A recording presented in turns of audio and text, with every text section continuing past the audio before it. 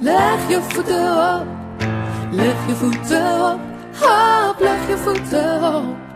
Leg je voeten op, oh, leg je voeten op. Leg je voeten op, hop, leg je voeten op. Leg je voeten op, oh, leg je voeten op. En begin spring, spring, spring. Want liefde is een lied en jij moet zing, zing, zing. Oh, leg je voeten op en begin spring, spring, spring. Want liefde is een lied, kom laat ons zing. Het is tijd dat ons meer dankie sê voor alles wat ons heeft. En vir die skoen aan ons voete en die kleren aan ons lyf en die kossies wat ons eet. En dankie vir die werk waarin ek elke dag mag ry. Alles hier die plekse highways nie vir my. Leg je voeten op en begin spring, spring, spring.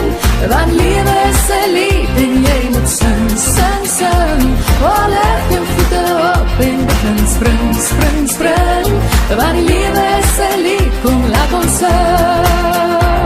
En dankie vir elke nieuwe dag wat ons mag sien. En vir die hitte van die son wat skyn oor elke liewe een. En dankie vir die huis waarin ons woon hier in die stad. Al verlang ons na die stilte van die veld of dankie sien. Leg je voeten op en begin spring, spring, spring. Want liefde is een lied en jy moet sing, sing, sing. Oh, leg je voeten op en begin spring, spring, spring. Want die liefde is een lied, kom laat ons sing. Oh, die liefde is een lied, kom laat ons sing. Oh, die liefde is een lied, kom laat ons sing.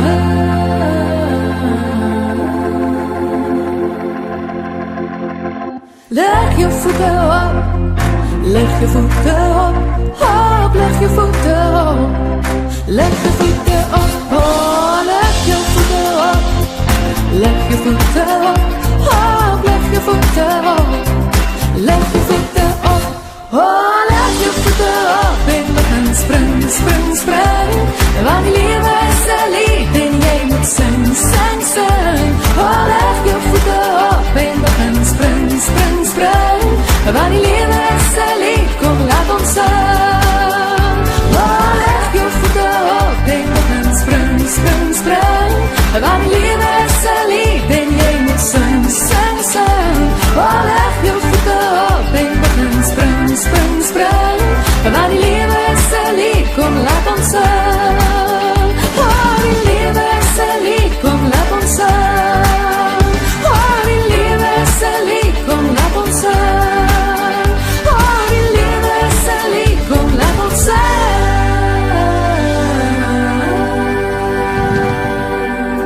Laat ons sing.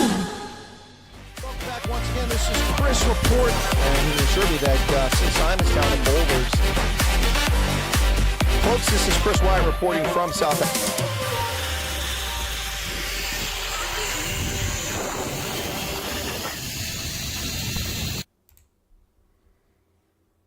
And a warm welcome to everybody. Welcome back to the program live Saturday, June 29th, 2024. It's Chris live in central Pennsylvania. How you doing out there? All the good people and the hate wankers.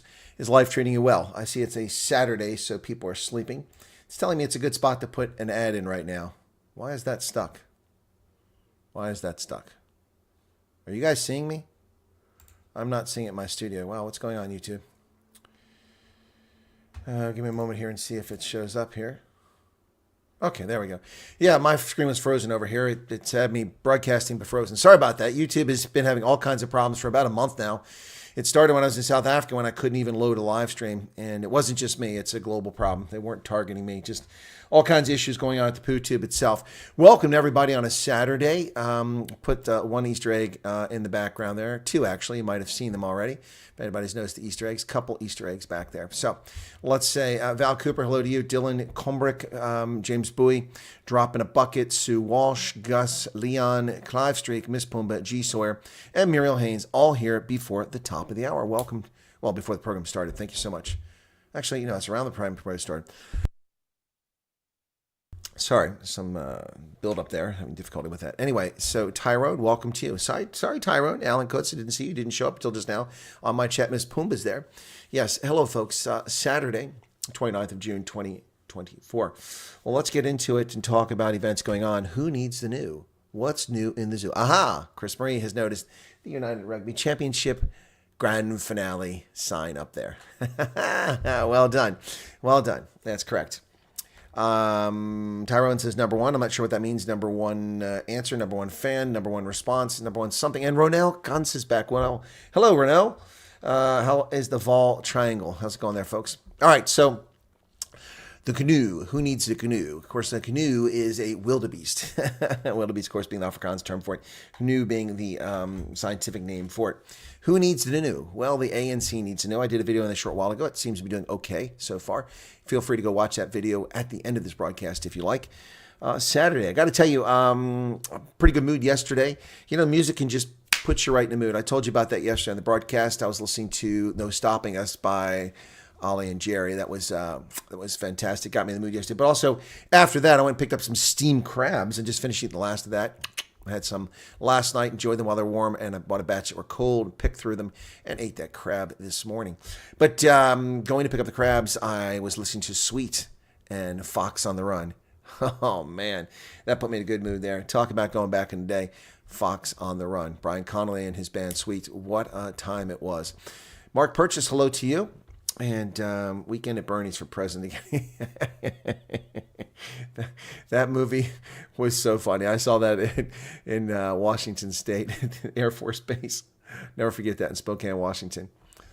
Muffin Man that put you in a good mood. No, the Muffin Man did put me in a good mood, but that was the day before. Yesterday wasn't the Muffin Man. That was the day before. Do you know the Muffin Man with Adam Lambert? That was pretty talented of him. The makeup aside, I really don't understand that guy's deal, but good stuff, good voice. Anyway, folks, let's talk a little bit about the news or answer any questions you might have on a Saturday, the 29th of June, 2024. By the way, this is like bizarre. It started before Gareth Cliff reposted my pothole fixing photograph. I started gaining people on Twitter. I've never done that. I've had the account for like 20 years. It's gone nowhere. And since he's tweeted it, it's continued and hasn't picked up pace, but it's continuing. I have 1,707 people follow me on Twitter now. Wow, that's amazing. You know, I only have, 10,000 tweets. People finally start following me. Interesting stuff. Anyway, yeah, fascinating to say the least. That's Spikerhun says the month flew. It did. Trump didn't have to do much on the debate. Yeah, that's correct, Tyrone. Trump didn't have to do anything. I love it. So, and we beat Medicare. And former President Trump, do you have a response? Oh, God, I don't know what to say. I don't know what he just said, and neither does he. Oh, dear God. Oh, it's so pathetic. And then Gavin Newsom out there, trying to make sure that he's the lunatic that they put in there to replace him when they move him out at the convention. And Newsom's like, well, I don't know what you're listening to, but this is a fantastic guy. Did you hear the Joe Scarborough garbage? Joe Scarborough is claiming that Joe Biden is the sharpest intellectual he's ever been his entire life. Folks, that's a pretty low bar to get under. We can all limbo that one. Get right under the bar. Twitter freedom of speech, how come we have to pay for it? You don't have to pay for Twitter. It's free. Twitter is free. Biden firing back after the debate, his numbers going up. Among what? Those with senility? How stupid are people, They can tell the difference between a functioning set of amphetamines and a bad choice in amphetamines. Pretty obvious. Oh, here is, let's see, this is Jill Biden. That's what she's got to say. You heard Joe's heart tonight on the debate stage. He wakes up every morning thinking about how he can make the lives of Americans better. No, he doesn't. He wakes up every morning going, who am I? Where am I? What is this? Oh, that's right, I'm the president. That's what he wakes up every morning doing, Jill. He's the president we need, the president you deserve. No. He's not even a president. He is a shell of a human being, and elder abuse is clearly in play here. He's not the president we need. No. Look, we'd be better off with Ramaphosa than this clown saying that. Sign up at joebiden.com to help finish the job. Prove you are senile. Sign up at joebiden.com and finish the country. Finish the country. That's what she means to say. Finish the American dream. End it all. End it all. Excuse me. Excuse me. I feel the urge to read something very important that people said a long time ago. All right? This is, I almost know it verbatim, but I want to get exactly right. An action of the Second Continental Congress, July 4th, 1776. And I say this just 5 days before July 4th to stick it in the eye of Rishi Sunak, the scumbag Prime Minister of the United Kingdom who has no respect for the United States. The unanimous declaration of the 13 United States of America, when in the course of human events it becomes necessary for one people to dissolve the political bands which have connected them with another, and to assume among the powers of the earth the separate and equal station to which the laws of nature and nature's God entitle them, a decent respect to the opinions of mankind requires that they should declare the causes which impel them to the separation. In other words, we have a right to be among the community of nations, but we have an obligation to explain why we're leaving the empire. We hold these truths to be self-evident, that all men are created equal, not men and women, not gays and lesbians, not straight, but all men are created equal, a collective term for humanity, men. That they are endowed by their Creator with certain unalienable rights, that among these are life, liberty, and the pursuit of happiness. That to secure these rights, governments are instituted among men, deriving their just powers from the consent of the governed. That whenever any form of government becomes destructive of these ends, it is the right of the people to alter or to abolish it and to institute new government, laying its foundations on such principles and organizing its powers in such form as to them shall seem most likely to affect their safety and happiness.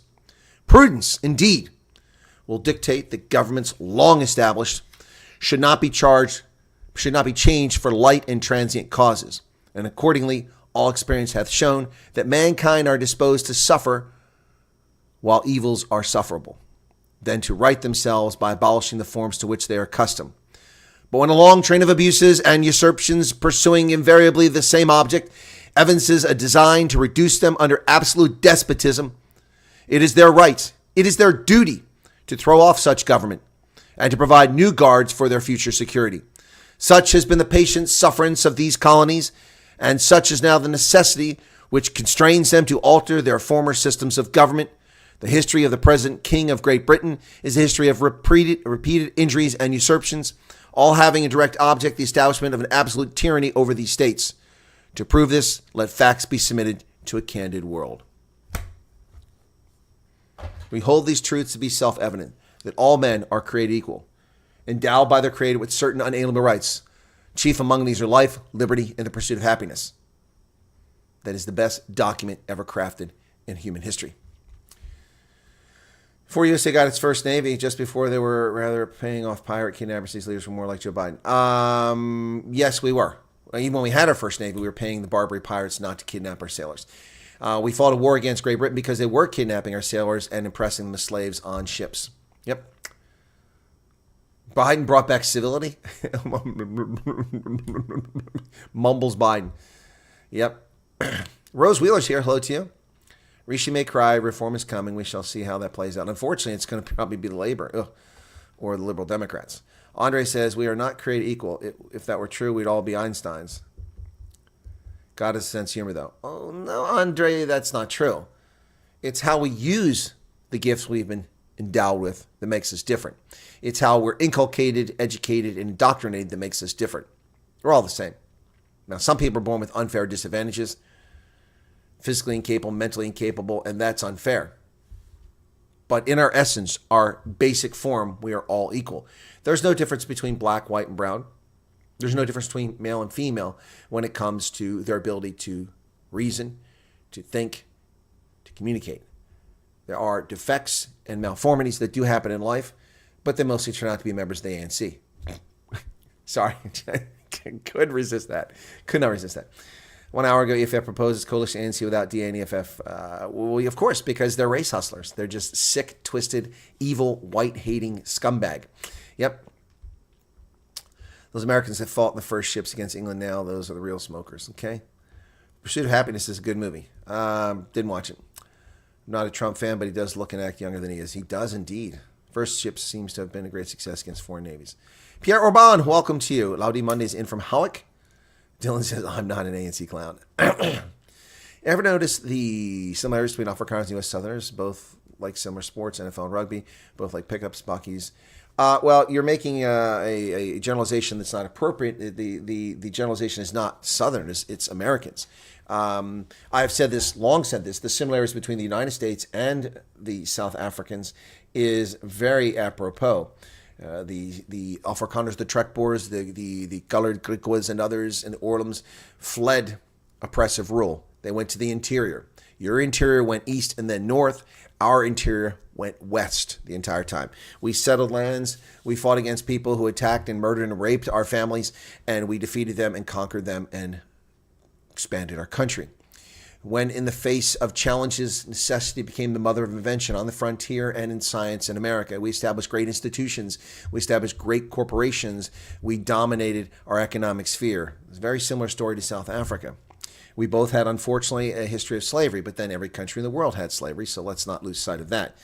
We also have very much in common. Yes, buckies, you were correct about that. Cowboy hats.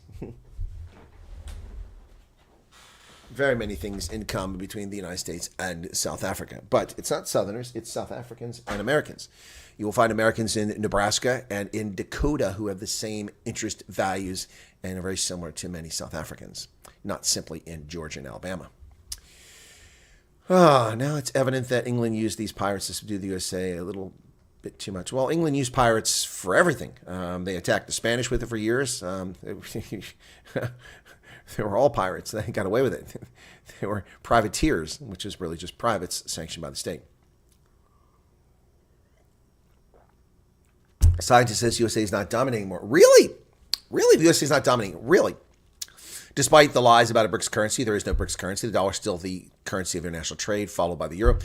The language of science, all scientific papers published in English. The language of the internet, over 50% of the people who use the internet use English first on the internet. And as a second language, it's basically 100% of the internet. It's the language of aviation. It's a language of navigation. How is America not dominating? It's not our language, but we are the predominant nation that uses the language. So how is the United States not dominating? The African countries begging for money still come to the IMF and the World Bank, which are led by the United States. So how is the United States not dominating? Oil is still traded in dollars, despite this silly effort by countries like Argentina and Saudi Arabia decide to start trading goods for goods. That will last. Barter will last about as long as you can say hello. Yeah, the United States is dominating, whether you like it or not, scientifically, politically, militarily, and culturally, the entire planet. Now, that's not a good or bad thing. It's just a statement of fact.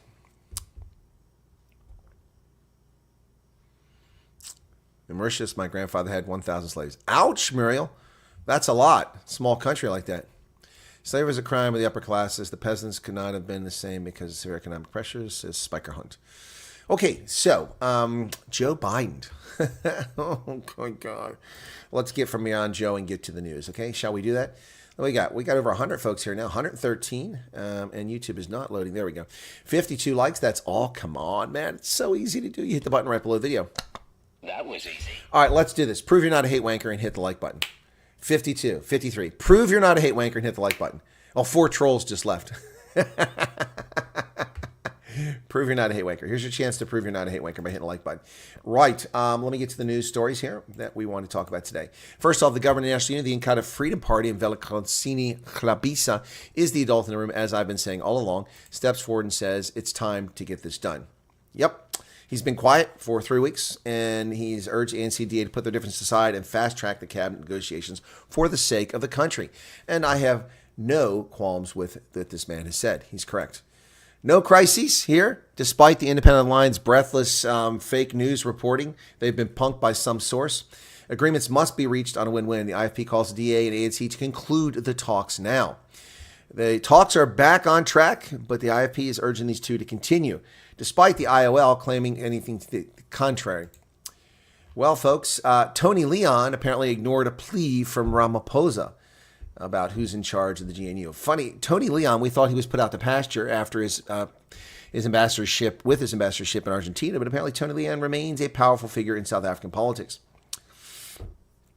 In his column that he drafted, he said the DA was the sole guarantor of Ramaphosa's election as president. And in actual fact, that is a statement of fact. Ramaphosa would not be president were it not for the DA. So think about that, ANC. Well, ladies and gentlemen, the convicted felon, man who assaulted a law enforcement official in the chambers, halls of Parliament, none other than the EFF's Secretary General Marshall Dlamini, a convicted criminal, is still in Parliament, drawing a salary. Convicted criminals in Parliament, but falsely accused people who are falsely accused of racism are suspended. What a sick and twisted world. When people alter videos to misrepresent the facts and cause it national stir against an honorable member of the Parliament, while convicted felons sit in Parliament. And those who should be charged and convicted of felony offenses remain there too, like Dr. Zweli Mkhize. EFF's Marshall Dlamini sentenced for assaulting constable in Parliament, but he remains an MP. Wow. 18 months suspended sentence after hitting a constable in the face and breaking his glasses. Yes. He claims he perceived a threat. That's a lie.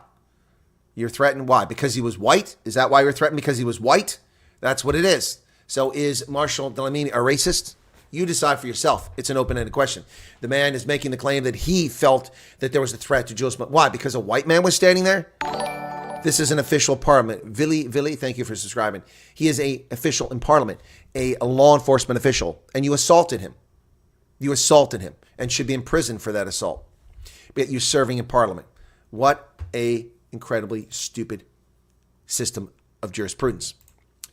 Dlamini is adamant that Malema's life was under threat to appeal against his sentence. He's going to appeal this. The convicted felon is going to appeal it. EFF Secretary General Marshall Dlamini continues to maintain his innocence after being convicted and sentenced for slapping a police officer in Parliament. Dude, we have it. We've seen it. We have witnesses. We know you did it. So how are you innocent? That defense is unacceptable. There was no threat to Malema, and you cannot prove it. You're guilty. Your appeal will fail. Well, ladies and gentlemen, Michael Cheka, the former Wallabies coach, former Pumas coach, who took the Wallabies to a World Cup final, who took the Pumas to a semifinal, Michael Cheka is now the coach at Leicester, where he'll be in charge of Henri Pollard, the South African fly half. Look at that. Ex-Wallaby coach to work with box star Pollard as the new Leicester boss. Wow. He replaces Dan McKellar because the club finished 8th last season. Cheka has an impressive resume, leading Australia to a World Cup final, Argentina to the semifinals last year. He's won the 2009 European Cup with Leinster and the 2014 Super Rugby title with the Waratahs. But he failed miserably at the Wallabies. Wow. Took Australia to the 2015 World Cup. A World Cup final they should never have been in. Should never have been in. Scotland should have been in that final, but we'll just leave that. Congratulations to Seychelles on your National Day. This statement from the United States Secretary of State's office. Extend my warmest congratulations to people of Seychelles for the 48th anniversary of your independence. Seychelles has been a stalwart defender of peaceful, prosperous, and democratic Africa. We're proud to work together with you and thwart pirates and traffickers of illicit drugs that threaten the tranquility and well-being of the Indian Ocean region. We applaud the Seychellois government's exemplary work to preserve the country's natural ecosystems and unique maritime environment. While promoting a sustainable blue economy, we greatly value the partnership between Seychelles and the United States, a relationship that is deepened by the 2023 reopening of the U.S. Embassy in Victoria, and we wish you a joyous celebration of your National Day. Now, ladies and gentlemen, I think that's fake news, because coming from Winkin, Blinken, and Nod, Antony Blinken's Department of State, there's no reference to slavery, oppression, DEI. How could we possibly not be promoting LGBTQ with Seychelles or DEI? This is clearly fake news, not State Department press release.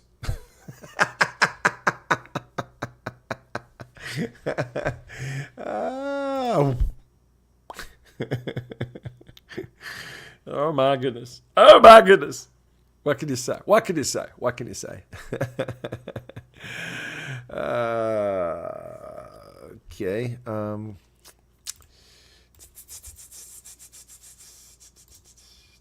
Hang on a second here. God bless it.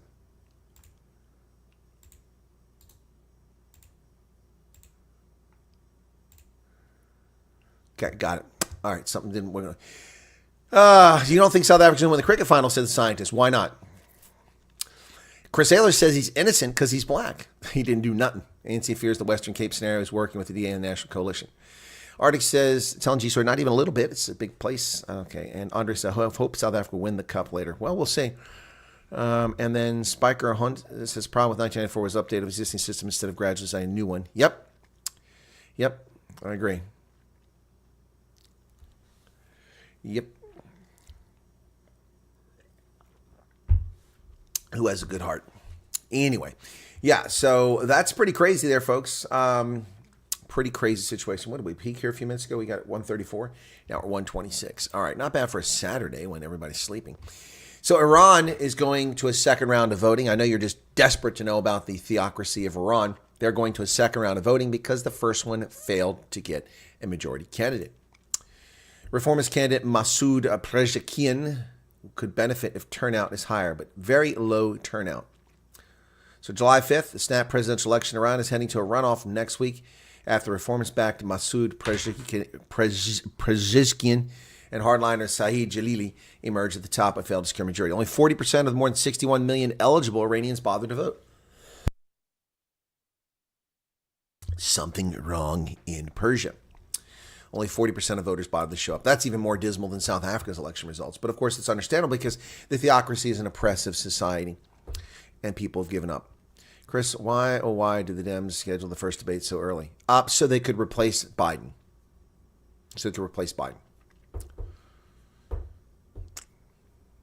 Don't that just make all of us the same people, updating existing old systems? I don't know about that.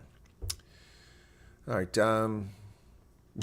All about global warming. Yeah, there's no mention of global warming and the Seychelles sinking under the rising seas, so it can't be a State Department message. Ladies and gentlemen, a convicted rapist who raped a prepubescent girl. Is on the Netherlands Olympic team. And apparently the Netherlands thinks that's okay. Yep. Dutch Olympian organizers defend participation of athlete convicted of rape. Steven van der Velde, a beach volleyball player, spent time in prison in 2014 for the rape of a 12-year-old girl.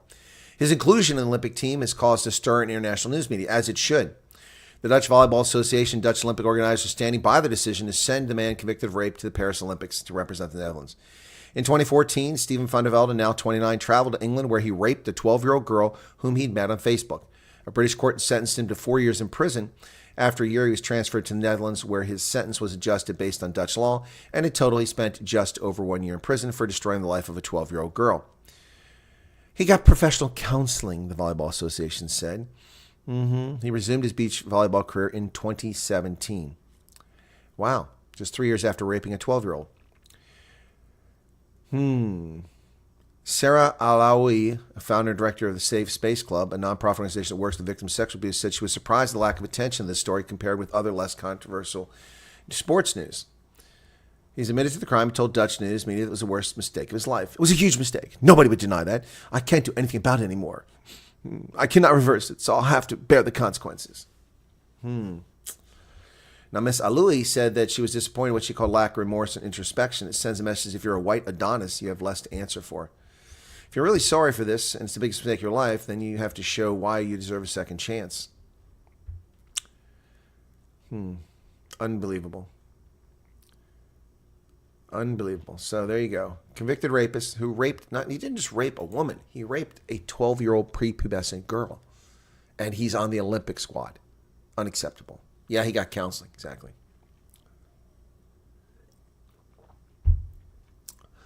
Jacques Pesch. Pesch is bad luck, man. It means bad luck. Ich habe Pech gehabt. Goedenavond, mensen. Shabbat shalom. And guten Abend. All right, welcome to you. Yes, he got counseling. I guess it's all right now. What about the life of the 12-year-old girl? Well, folks, turning our attention here to these United States, die Vereinigten Staaten des États-Unis. D'Amérique. Let's talk about these shores. Well, there's an effort underway by foolish Republicans to get the cabinet to invoke the 25th Amendment to remove the senile and demented current occupant of the White House. House Resolution Representative Chip Roy of Texas said he plans to introduce a resolution calling on Vice President Kamala Harris to mobilize the administration's cabinet and invoke the 25th Amendment to remove Biden. Mr. Roy announced on X comes after Biden's struggle at Times Thursday. I intend to put forth a resolution calling upon the VP to immediately use her powers under Section 4 of the 25th Amendment to convene, mobilize, and principal officers of the cabinet to declare the president unable to successfully discharge the duties and powers of his office. It's not immediately clear whether Republicans control the House would force a vote. Well, this is just an own goal by Mr. Roy and the dumbass Republicans. You want to remove the most demented, inconsequential failure in the history of the Republic so that what? We can get the telegenic, creepy-looking Gavin Newsom to be our next president? What a dumb mistake. Republicans are about as bright as a box of rocks. They're just slightly brighter than Democrats.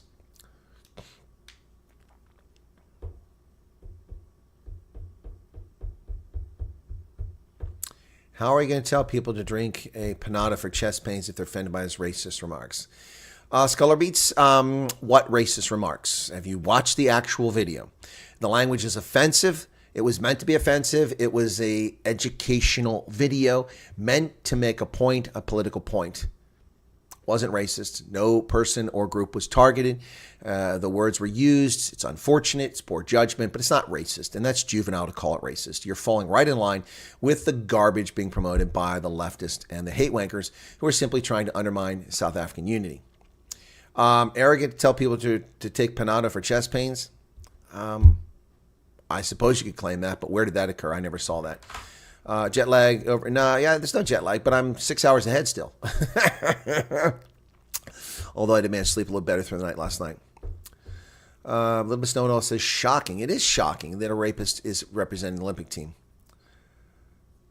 There is some satanic protection. Exactly.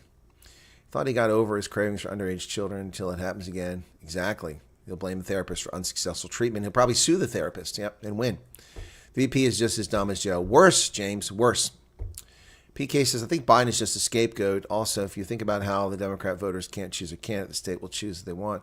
So much democracy. The state won't choose anything. The state has no say in who gets to be the candidate. The Democratic Party, political party, something that George Washington warned us about, political parties. The political party will make the decision about who the candidate will be by having a brokered convention. That's what they'll do. So no state has any say in this. Spiker Hunt wants to know how Ronaldo's racism doing these days. Must be pissed. I'm going to caution people right now. All right, we're not going to tolerate fake news and lies. So enough of the garbage. If you have a comment, you want to discuss Ronaldo and the video and what IOL has done and the lawsuits that are likely coming, and these companies are going to find themselves in deep kimchi, as well as the South African Captured Human Rights Commission. If you want to talk about that, we can discuss that on the program. But if you're going to use my chat to demonize or attack an individual, then your comments will be removed. You've been warned. That's the first warning. Next, the comment gets deleted. After that, you get blocked. So be adults in the room. No one's asked anyone to come in here. You want to castigate and call someone names, then go to your Twitter account and publish all you want on there. Go to your Facebook account and demonize and slander people all you want, and then hopefully pay a price for it. But you will not be tolerating this here. Exactly. Chris Ayler says, you want to discuss Ronaldo, be a man. That's right. Or be a woman. Step up. This is not a forum for your grievances or your dislike for someone. I know a lot of my viewers don't like Ronaldo. That's always been the case, and that is your prerogative. And I'm not saying whether I like or dislike Ronaldo, but we're not going to treat people unfairly here. Not going to treat people unfairly. When people lie about Julius Malema, I call out the lies. I have nothing but disdain for the man, but I call out the lies. So we don't tolerate bullshit here. So let's grow up and be adults. If you got a question or you want to make a comment, then do it. If you want to say that Ronaldo's video was poor judgment and it was offensive, that's a fair statement. If you want to say that Ronaldo's video was altered to make it look like he's a racist, you can say that because that's what happened.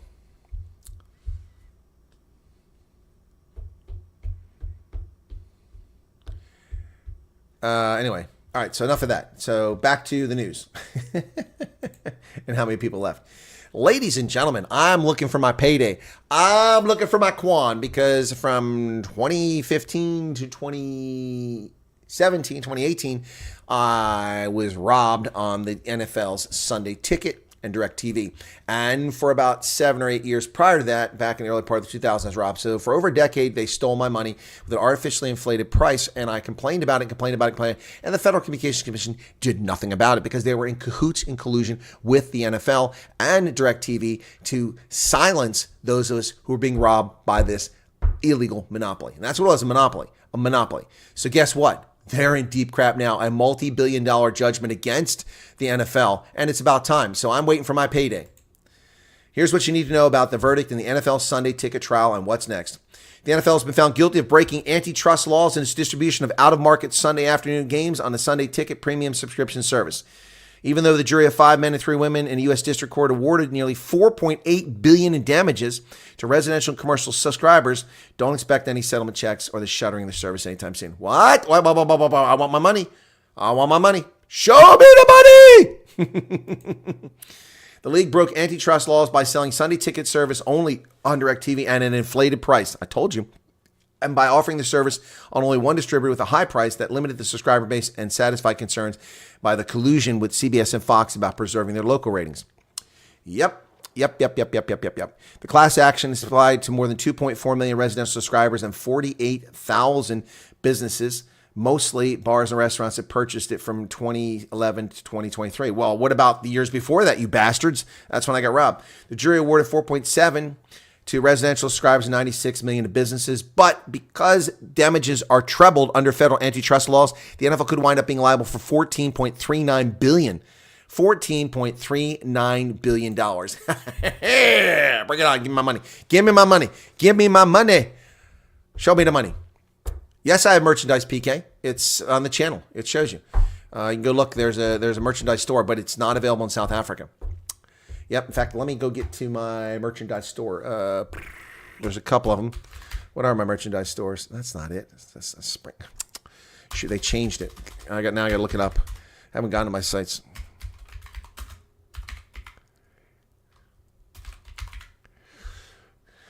All right, let me go. Spring. There we go. It's Teespring now. They've changed it. I've got another one too. Log in. Come on, let me log in here. I'm not a robot. No, I'm not a robot.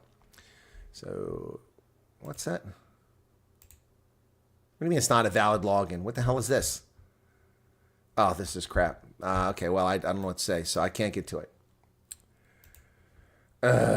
Boy. It doesn't have a search thing either. I hate this. So, I'm trying to search. Anyway, I've got a couple of sites where I do this, so. Yeah, well, there is no option in South Africa, PK. I tried. Ronaldo does merchandise, and he sent me a non-disclosure agreement or something like that early days, and there's a contract. I'm not saying a contract. I was asking how much it cost. I was trying to sell the stuff at slightly above cost. Anyway, I couldn't find any. People give me references, but none of them work out. I need someone that takes the orders, places the order, has the merchandise, does the printing, does the shipping, and customer fulfillment. Need to do all of that. That's it. They say Big Mike is lacking heat. I think you're talking about, of course, Michelle Obama, who supposedly is Big Mike. Anyway, yeah, I could do that kind of money too, James. I think when all the video came out now is the last choice by commies because they couldn't form a government. Yes, no, that's the reason it came out. The reason Ronaldo was attacked. That video was previously published in 2016, I think it was, in 2020 again. The issue came up, and the video has been removed from the internet since 2010. Contrary to what Ernst Ritz said, the video is not from 2010. That's when it was removed. It was produced in 2008. Yeah. Patrick says, interesting statistic. I must say that it's over 60% of the country never voted. Correct. 43 million eligible voters and just 16.4 million voted. So what does that come out as a percentage? So let's just do that real quick. 16.4 divided by 43 equals 38%. And that, would you put down 30%? Yep. 38%. That's what I said. And it's ridiculously low. 55 is a joke. That's not the true number. I've been saying this all along. Anyway. Kevin Ziller says third. Third what, buddy? There's a business opportunity for someone there. Of course there is. Beer SA dealer says Slippery Pickle. I'd love to open a store there. But I have to find a fulfillment partner to do it. So and someone you can trust. Tommy Side says the vast majority of people in South Africa get their news from SABC, so sadly, that's why they think they're... I don't know about that, Tommy. I think a lot of people... You look at the statistics, and SABC is not doing well. Newsroom Africa is doing pretty well. ENCA does pretty well. Roman Kabanak on the internet does pretty well. I don't do so well. No. Not once I heard him use that in a disrespectful way aimed at black people and other... Yep. You're correct, Spiker Hunt. Yeah, no. So let's get back to the news here.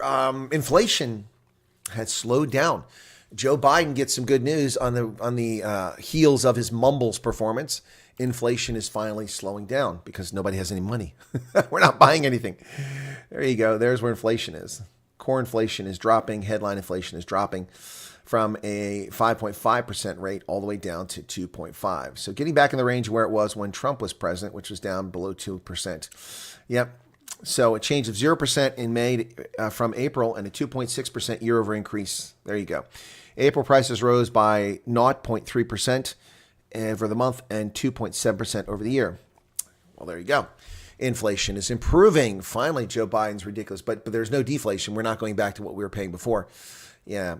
Now, here's a disturbing story. The JP Morgan Bank under Jamie Dimon is telling its employees to contribute to a political fund so they can influence politics. Now, I think that's wholly inappropriate. As a JP Morgan shareholder, I'm dismayed that he would do such a thing. Recognizing that some individuals strongly believe JP Morgan Chase should stay out of politics, I want to reiterate our firm's commitment to transparency as we participate in the political process, he wrote in a memo to employees. I encourage you to visit the JPMC website to learn more about the work that connects us and to consider joining our political action committee today. Yeah, this is one of the problems with politics is corporations and civic groups interfering and influencing it. Yep.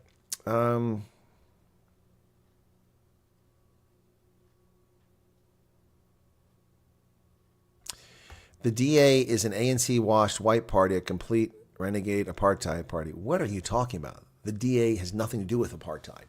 The DA is a legacy of the Progressive Party formed in 1959 in opposition of apartheid. It's a offspring of the Democratic Party. It's got Helen Suzman in its DNA and its history, not apartheid. The National Party joined with the ANC in the late 1990s. Hey, Ben. What's your take on the Africa Command Conference about Botswana this past week? See Zimbabwe accusing Zimbabwe when he said, okay. I covered that yesterday, Ben. Obviously, you didn't watch the program yesterday, but I'll interrupt my news just to cover it because I think it's a prescient question. So, on my news broadcast yesterday, I discussed this. Number one, the conference you're talking about, the Chiefs of Defense Forces, is an annual event. It happens somewhere in Africa. It's nothing new. We've been doing it for nearly 20 years with U.S. Africa Command. Started back in 2000. The first one, not 20 years. I think the first one might have been 2010.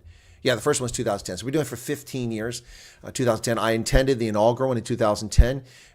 That's when I had my near-death experience and nearly expired on a flight from Joburg to Atlanta, courtesy of a gallstone, and had to have emergency surgery when I landed in the States. Fortunately, the conference was a few days after that, but that's when some scumbag stole my cherished necklace. The only jewelry I ever wore was this nice 18-karat Italian necklace that I purchased in Saudi Arabia after the war at Dhahran. Beautiful necklace, and some scumbag stole it from me at the hotel. Yeah, so I had to take it off because I had to go in uniform, and they weren't supposed to be in my room, and I put it away, but then it disappeared. Anyway, so that was 2010 was the inaugural. We do this every year. I've attended that one. I attended one in Malawi a few years ago. It's nothing new. It's nothing special. It's meant to share information, tamp down concerns, and basically work together with African militaries. Typically 30 to 40 African militaries attend this event. And so being in Botswana, no big deal because Botswana is a country that actually works. So they did it there. That's what that was. Now, as far as Zimbabwe claiming we have a military base in Zambia, that's because the Zimbabweans who run government are 8-year-old toddlers. They have the collective intelligence of Joe Biden. And it's really a sad situation that these kleptocrats and racist bigots and rapists that run Zimbabwe continue to mislead people with fairy tales. There is no military base in Zambia. Why in God's green acre would the United States U.S. Africa Command move to Zambia? What does Zambia have that we want? Copper? Netflix? What do they have? Vic Falls? The Zimbabwe side's much nicer than the Zambian side, trust me. There's nothing in Zambia that the U.S. Africa Command wants or needs. and it doesn't have the infrastructure to support such a command. The command is full of people in their 40s and 50s who are senior civilians and military who are simply there to coordinate activities. We could run this command from the surface of the moon, provided we can maintain communications links with Earth. That's all you need. There are no bases, there are no helicopters, no jet fighters, no frigates, no submarines, no ground troops, nothing. Nothing belongs to Africa Command. The troops that it gets from other commands or it borrows, or it has a small organic number of troops which can be used in emergency. And that's it. So Zimbabwe is full of a bunch of dumbass dingbat doorknobs who don't know the jack shit hole from reality. And this is the truth. So just like that leftist, scumbag who always runs around talking about the 176 U.S. secret military bases in Africa. What a dingbat doorknob, another idiot. Take it from somebody that actually worked in Africa, actually worked in defense establishment, actually did these things and knows what they're talking about. Moi. Yeah, I'm so sick of these idiots. It's like the nonsense, but it just goes on and on and on. Anyway, so that's my take, Ben. Hopefully that helps it out a little bit. Yes, Sue. Well, the taps have run dry, yes and no. Northcliffe got water back last night after 33 hours without water, but Santon doesn't have water. So, yeah. Only wearing a single dog tag, says Chris. Ronaldo's video was altered with nefarious intent, and the story unknown. Exactly, Mark. That's what happened. A party that does not contemplate anti-inflation, its reversal options qualifies as good. Yeah, exactly. I'm happy to deal with the concept of deflation. I'd love to see deflation back to where we were. Tommy says, I had my Desert Storm 22-karat gold ring stolen from me by a home domestic worker in 2008 when I first moved here to South Africa. You can't replace something like that. Exactly, Tommy. Mine was stolen in America in Vienna. Was it Vienna or not? I can't think of the place. Near the airport there in outside Dulles, the one in Virginia. Anyway, that town. I can't think of the name off the top of my head. But yeah, it was stolen, and you can't replace it. I've never worn jewelry. It's the only jewelry I've ever worn was that necklace. I really liked it. It looked good on me, and I've never worn jewelry since. That was stolen from me 15 years ago. Yep. It's too expensive to build a proper army base. You would also have to send a lot of people there to control everything. We'd have to have security. We'd have to build networks. We'd have to build roads. We'd have to build power plants. We'd have to build sanitation, water sources. We'd have to have extensive medical care for malaria and things like that. It's just ridiculous. When the U.S. Africa Command was stood up, I was one of the people involved in this early on. So this book published by Stellenbosch University, Expanding U.S. Military Command in Africa, Elites, Networks, and Grand Strategy. I'm an author in this book, published by Stellenbosch a couple years ago now, and I've talked about this. Let me see if I can find my chapter here. So here's the introduction to my chapter, The Genesis and Origins of U.S. Africa Command. Oh, there you go. So this is the first introduction. I'll read the introduction. On the 6th of February 2007, the Bush administration announced its intention to create a new unified combatant command, United States Africa Command, or Africom. The U.S. Africa Command, colloquially known as Africom, officially, what's that? Oh, that's cool. This is with my Aunt Phyllis, my little sister, and myself. A picture from 1960s. That's me sitting next to the chair with my hands over my mouth, my little sister, and my Aunt Phyllis. Mountain Road in Maryland. Anyway, back to the story. So colloquially known as Africom, officially appeared on the global stage in October 2007. Prior to that date, there had never been a command specifically assigned responsibility for all of Africa. Rather, other commands shared responsibility, effectively creating gaps and necessitating coordination between separate commands. The new combatant command had a troubled birth, stemming from several false impressions, a few missteps, and some naivete within the U.S. Department of Defense. Several valid questions have arisen relating to the creation and formation of Africa Command. What is Africom and how did it come about? Why did the U.S. government create it? Is it different from other combatant commands? And if so, how? Now over a decade old, has the command evolved into what its proponents or its detractors predicted? Has the presence of Africa Command had any positive impact on African countries or African security? These are but a few of the many legitimate questions Africans and Western observers asked after the public announcement of the command in 2007. The Bush administration had legitimate reasons for creating the command. Nonetheless, Africom has had to overcome skepticism, resistance, and even open hostility to its creation. While the questions and concerns that many Africans and Americans raised about the new command at the time were valid, a decade plus of experience now provides us the opportunity to reflect on the concerns by reviewing Africom's actions and the impact of its existence. This chapter reviews and addresses the origins of the command, the reasons for its creation, Africom's actions, and offers an assessment of the command. So there you go. And that was my chapter. Anyway, so...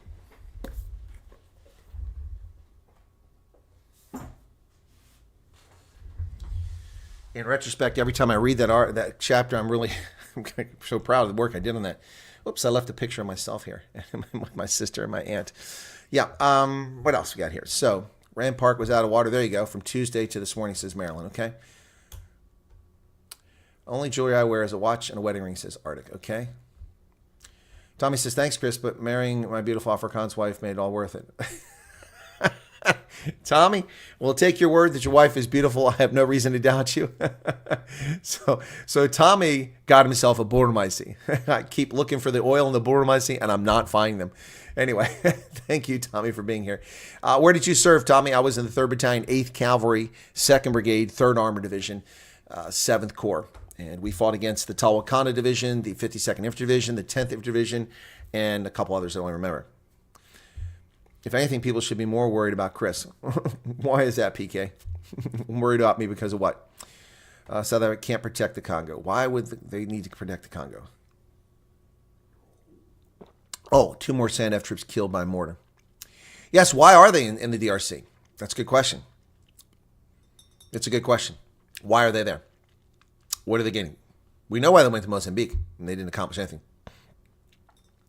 Arctic is happy he doesn't have to date an American lady. 21st Airborne. There's no 21st Airborne. What are you talking about? All right, the Texas Supreme Court has upheld a ban on child transgender procedures in a ruling 8-1 in favor of the law. A Texas law that bans doctors from performing sex change surgeries for children does not violate the Constitution, the state Supreme Court ruled. The legislature made a permissible, rational policy choice to limit the types of available medical procedures for children, particularly in light of the relative nascency of both gender dysphoria and its various modes of treatment, and legislatures express constitutional authority to regulate the practice of medicine. We therefore conclude the statute does not unconstitutionally deprive parents of their rights or physicians or health. Texas Supreme Court Justice Rebecca Huddle wrote for the majority. The law in question prohibits a range of procedures and drugs for children who believe that they are or might be a different gender, including castration and hormones.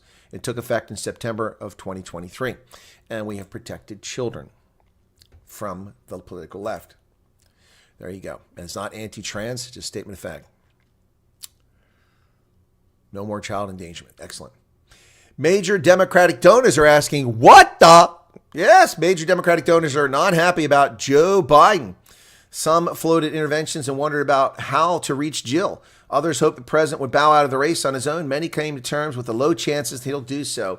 His arrogance, much like the ANC, is astronomical, and Joe Biden will not withdraw from this race unless he's forced to. The Democratic Party's perennially nervous donor class descended into deep unease Friday as some of the wealthiest people in America commiserated over Joe Biden's weak debate performance and puzzled over what, if anything, they could do to change the course of the race. The Democratic donors are running scared with good reason. Good reason. The Biden administration is seeking to make you and me, if you're an American, pay for the Key Bridge. Unacceptable. We're not residents of Maryland. We're not responsible for the Key Bridge. And we must get the money from the corporation responsible for damaging and destroying an iconic bridge and reactivating a nonsensical argument about Francis Scott Key. The Biden regime requests $4 billion to repair the bridge, even though it's only going to cost $700 million. Yep, emergency funding requests would boost federal highway disaster relief fund by $3.1 billion and fully fund the Francis Scott Key Bridge. So they want over $3 billion more than it costs to build the bridge. Yeah, scumbags is what these people are. And there is, of course, the Chesapeake Bay, the Severn River, on the approaches to Baltimore. That is heading south. You're looking from northeast to southwest into Maryland, and you can see what's going on there. Oh, wait, no, I've got that backwards. That's from the south to the north. That's from the south. Yeah, the barge is approaching from the tugboat is coming from the south, and what you're looking is from the southwest to the northeast. My apologies. Yep, there you go. What's left of the Key Bridge. The Biden regime submitted a $4 billion emergency funding request to Congress, includes $3.1 billion for federal highway disaster relief program and $725 million to fix the Key Bridge. Unbelievable. Unbelievable. These people do not know what a balanced checkbook is. All they know is how to destroy this country. Well, Boeing has plenty of problems between the 737 MAX and all of its issues with the Federal Aviation Administration and all of its safety concerns, not to mention its CEO in trouble. But hey, on top of that, Boeing's Starliner can't come home. This is an embarrassment for the Boeing Corporation, yet another huge failure. Boeing Starliner spacecraft could be waiting months before its return, but officials say the astronauts are not stranded. Really? You put me up there in this tin can that can't come back home, and you're telling me I'm not stranded? I feel like Howard Wolowitz. They left dogs up here in the 50s. Can you do me a favor? Could you drop a pencil? Oh, yeah. Gravity. Sorry, it's a little bit of the Big Bang Theory jokes there, man. Boeing is in trouble. Officials repeatedly indicated that the Starliner, which encountered issues with helium leaks and thruster outages en route to thruster outages. I mean, look, folks, it's not like you're driving down the road in the Karoo and you need to get another 5 kilometers. No. We're talking about thrusters to escape Earth's gravity, to get into orbit. Thrusters to reach up to the International Space Station, which I think is traveling, 17,000 miles per hour, zipping around in orbit and geosync. And the thrusters didn't work. Well, that's a minor problem. Houston, we have a problem. Yeah, we have no thrusters. No thrusters. What the Oh, yeah, it's just a minor problem. It's just a flesh wound. No problem, folks. Don't worry about it. Nothing to see here. The Starliner has no thrusters. It's okay. It's going to be fine. They left dogs up here in the 50s. Oh, my goodness. It's going to be like Sandra Bullock in that space movie where she just floats out to space. And they screwed up. Yeah, the Starliner is hosed. Yep. Wow. Charles V. What's with Charles V? Double standard where Big Pharma's creating gold geese for life. What's going on with Big Pharma? 107 likes. Okay, but we're down to 104 viewers. What's going on there? Okay. What's this? Not only English. I'm too old to learn a new language. My wife teaches Afrikaans at school, but I do attend Afrikaans church and don't understand a thing. Don't sweat it, Tommy. I used to attend English language church, and I have no idea what the heck the preacher was saying. Hell and brimstone. What's brimstone, man? Is that like the stuff goes on the side of the house? Ground control to Major Tom. Exactly, Jacques. You still have a problem? Yep. Pushed pillow to post and still didn't help. What? I know what Charles is talking about. Oh, MWeb. Oh, you got rid of MWeb. Okay. Boeing couldn't organize a piss up in a brewery. Oh, my goodness. Boeing is in a lot of trouble. Folks, Native Americans being ostracized on their own reservation. Hardly an acceptable situation here. I bring you now something that for the hate wankers all the hate wankers on the channel will want to turn their set off now or switch to another channel. Go watch Paint Dry, because I'm going to ruin your worldview of this Viking, pigmentationally challenged old white guy who's not old, but you think I am, who is going to stand up for the rights of people of color, minorities. Don't watch. It will ruin your stereotypes. It will ruin your worldview. It will make your brain explode. Just like when I defend the Forum for Democrats and the Basutu and the Tswana. Yeah, it's going to make your head hurt. Yes, and when I stand up, and I actually, as a historian, know the history of Americans in America, and that's Black Americans like Bess Coleman and C.J. Walker and Sojourner Truth, and oh my goodness, Crispus Attucks. Ooh, more than most Black Americans know. This will make your head explode. I'm going to talk about a story that is wrong. This should not be happening. Churches have no place in attacking the traditions of the Apache. Oh no! Oh, the evil colonizer just said that.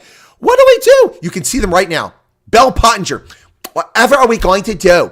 What are we supposed to do? This evil white colonizer just said nice things about people of color. We can't have that. We're going to have to tell everybody. No. Let's see. Oh, we'll tell him he's in the Klan. He's a Klan member. No, that didn't work. Ooh, he's a white supremacist. Ooh, that didn't work either. What's next? Oh, Klan, white supremacist. Oh, he's a homophobe. Yeah, he's a homophobe. Oh, he's a homophobe. Oh, damn it, that didn't work either. White supremacist, racist, homophobe, colonizer. Aha! He's a settler. He's a settler. That don't make no sense. What's a settler? Whatever we're going to do. I know. We'll call Bell Pottinger.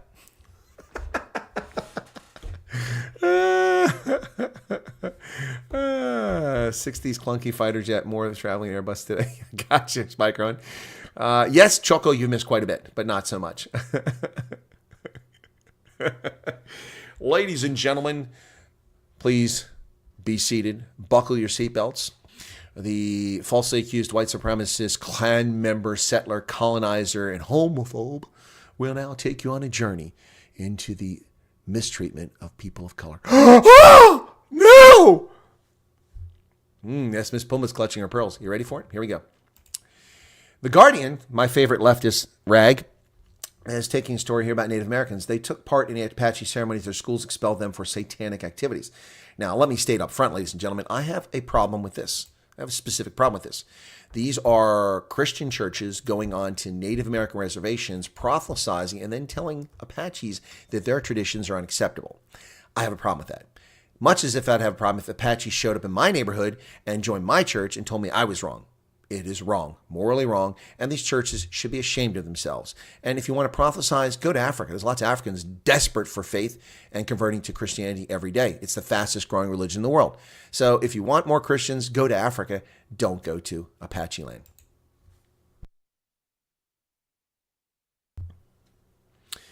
Educators on the Fort Apache Reservation have repeatedly condemned teens for practicing a sacred dance.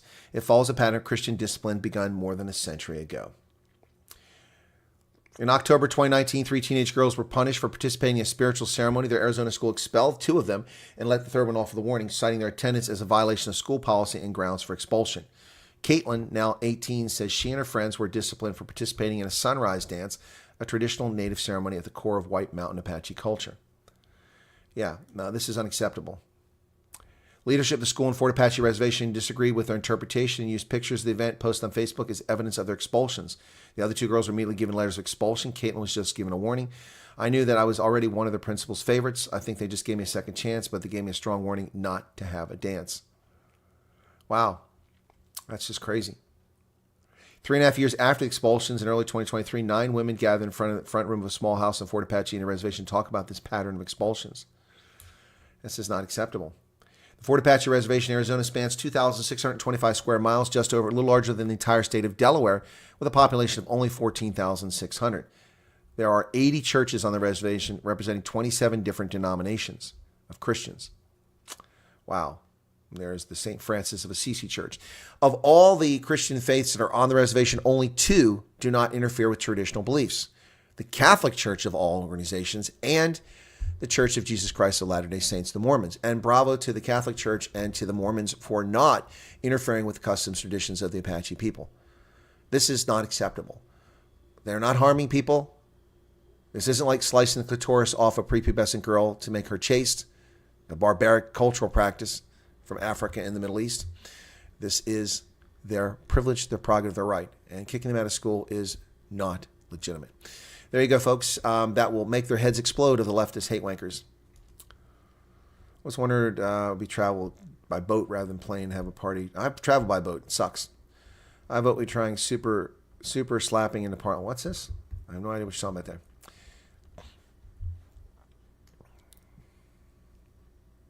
What's with Chris Sailors?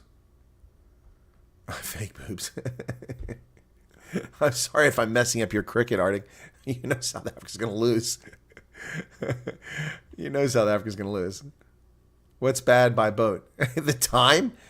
I flew from South Africa to Atlanta in 16 hours. It'd take me a week to get from South Africa to freaking, Baltimore. And I can't even get there because of the Indian ship that collapsed the bridge. I'm screwed. Sorry, not my cup of tea. And now I bring you obituaries, folks. Some sad obituaries of some not entirely famous people, but the Americans know. Chaco, thank you for your membership. Appreciate that. NASCAR. Not a NASCAR fan, although I appreciate why people like it now after having gone to a NASCAR event in Dover.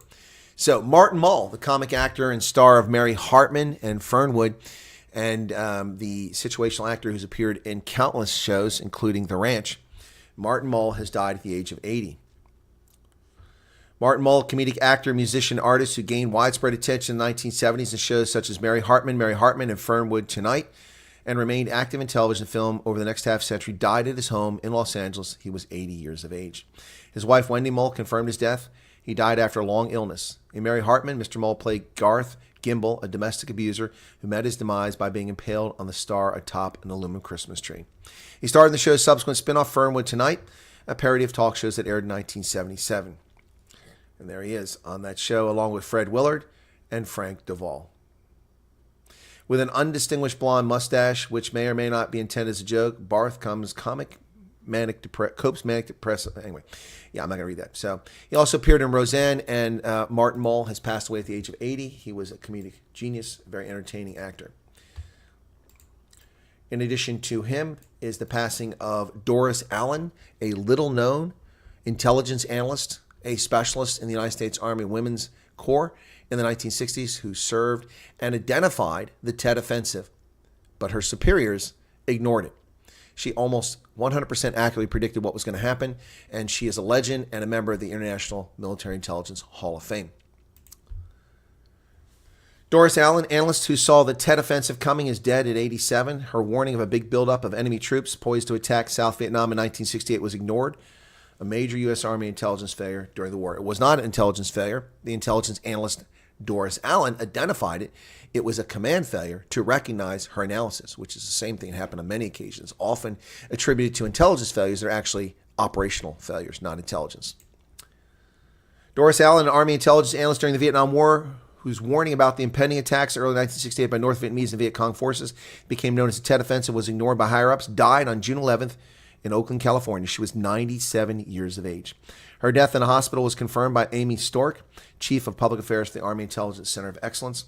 Specialist Allen, who enlisted in the U.S. Army Women's Army Corps in 1950, volunteered to serve in Vietnam in 1967, hoping to use her intelligence training to save lives. She had been the first woman to attend the Army's prisoner of war interrogation course and worked for 2 years as a strategic intelligence analyst for Latin American affairs at Fort Bragg.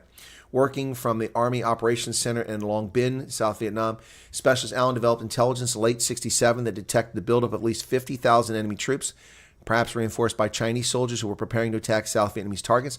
She pinpointed when the operation would start, January 31st, 1968. Wow. She hit it nailed on the head. It was January 30th when the attack actually occurred. 97-year-old intelligence analyst.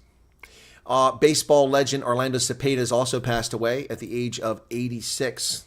Only the second Puerto Rican native elected to the Baseball Hall of Fame. He managed 379 home runs, but unfortunately later served time in prison for a drug smuggling charge. Orlando Cepeda was a legend in baseball as well. And there you have it, folks. There you have it. So, anyway, that's the news for today, interspersed with a lot of commentary and chat. We're down to 92 people. What's going on here? Where's everybody going? NASCAR is fun to watch. Lots of beer and pretty girls. EFF wants to join the canoe without DA and IFF. Yes, I'm aware of that, Clive. Thank you.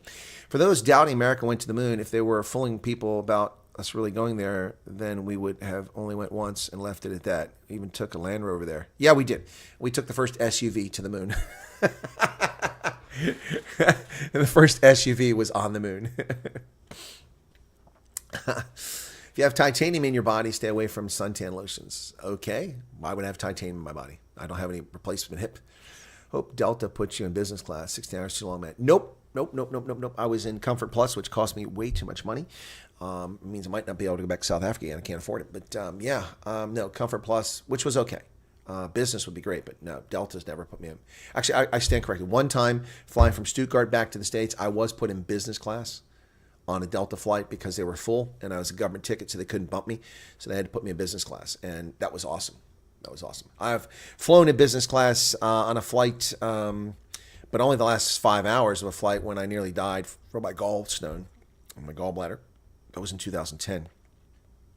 They moved me from economy up to the business pod with just 5 hours left in a 16-hour flight. It's who was not on the moon, not who was what. I bet some secret missile base is already there. Secret missile base. Well, the Chinese have built some? Okay. Yeah. All right. What have I missed in the chat? No, I don't think I missed anything. How Christian of them for being so tolerant and kind. Exactly, Grasshopper. No, allow the Apache to celebrate their culture and stop harassing them. Spikerman says, always wonder how it would be to travel by boat rather than a plane and have a party traveling. Well, you can have a party on a plane. You just got to be traveling a private plane. It works a lot better. Spikerman says, damn it, just a few years ago, an engineer complained that there was no more ultrasonic testing available for aircraft structural testing, that now these big Boeing carrying load. What's this? I have no idea what you're talking about. Tommy says, after my time in the Air Force, I served with the Florida Army National Guard with 325th Maintenance Company, which was soon sent to Saudi Arabia. Thank you, Tommy. Air Force, okay. Florida Army National Guard. I served in the Ohio National Guard for 2 years after I left the Army. 1987, 1989, I was in the 2nd Battalion, 74th Air Defense, 174th Air Defense Artillery in Logan, Ohio. Yep, 2 years in the Ohio National Guard, and I didn't like it. Nothing against the Guard. Impressed, grateful for their service. Not my cup of tea. Either I'm a soldier or I'm not a soldier. This, going to drill once a month and ruining my Friday, Saturday, and Sunday, always when something was going on, never at my convenience, was very frustrating. Didn't care for it. But much respect for those who do it.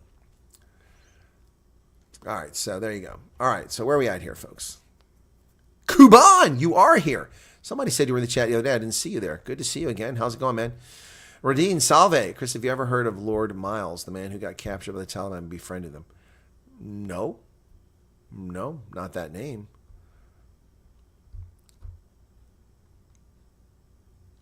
A new series on Apple about faking moon landings. Okay, you guys can believe it's faked all you want. It isn't going to change my view. By the way, I need to charge up my battery pack here. Let me do that while I'm sitting here. Yeah, because this bad boy's down about 30 or 40%, I think it is. There's the connection. 32%. Yeah, I said 30, 40. I was close. 32%. I got to charge up. It takes a long time because it's a pretty big battery power bank. Yeah, but that thing gets me through 3 or 4 charges on my mobile, which is awesome.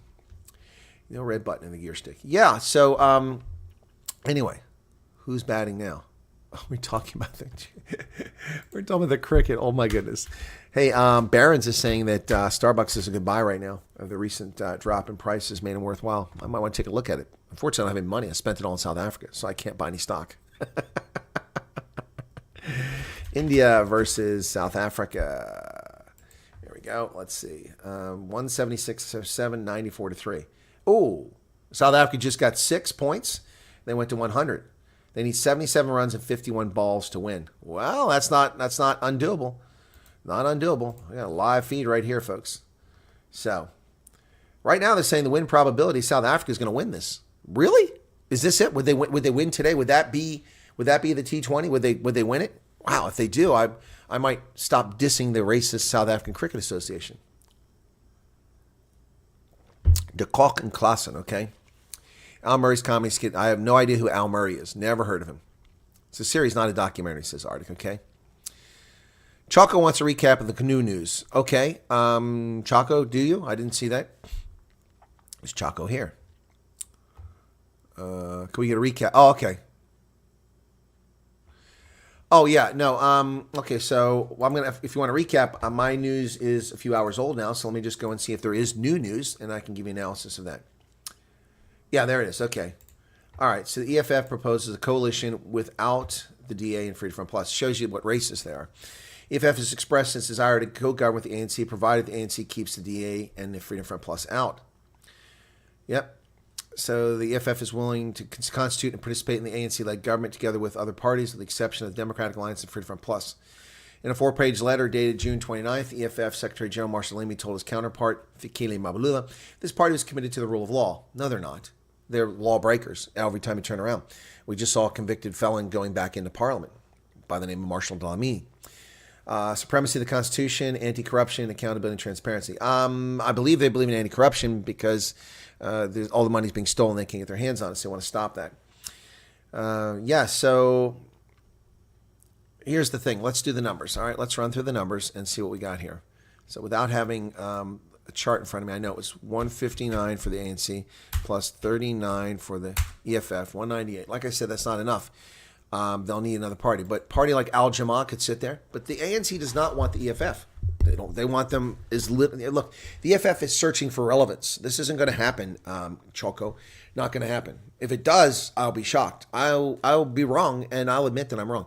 But I don't see it. The only way the EFF comes in is if the DA stays there. So, yeah, there's just no way. No way. And so the EFF, now, you want to talk, people are criticizing the DA. See, this is what's rich about politics. A lot of white South Africans have criticized the DA for considering a government with the ANC. Oh, they're betraying everything. Aren't they the people that tried to have a motion of no confidence against Ramaphosa for Pala Pala, yada, yada, yada? Yeah, okay. But politics makes strange bedfellows, and you have to deal with reality on the ground. The ANC, the DA, the EFF. The EFF is the same party that has said they're going to call for vote of no confidence against Ramaphosa. Why in the world would they invite them into the government? Knowing full well that the first chance they get, they'll stab Ramaphosa in the back. There's no way that Ramaphosa wants it. And I've told you all before, I know from sources that Cyril Ramaphosa detests Julius Malema, and he would only ever take him to government out of desperation. There's no need for desperation. He currently has like 270 votes in parliament. He doesn't need them. All he has to do is rein in the racist in the ANC who refused to allow the DA to take the trade ministry. If he could rein them in and hand it to the DA, the country will be much better off, and he will continue as president. He doesn't need the EFF. The EFF is nothing but trouble. Anybody who enters a coalition with them is setting themselves up for a collapsed government in short order. It's as simple as that. The EFF has proven it time and time again. They are not good bedfellows. They are troublemakers. They are just slimy, nasty people who undermine governance. Yep.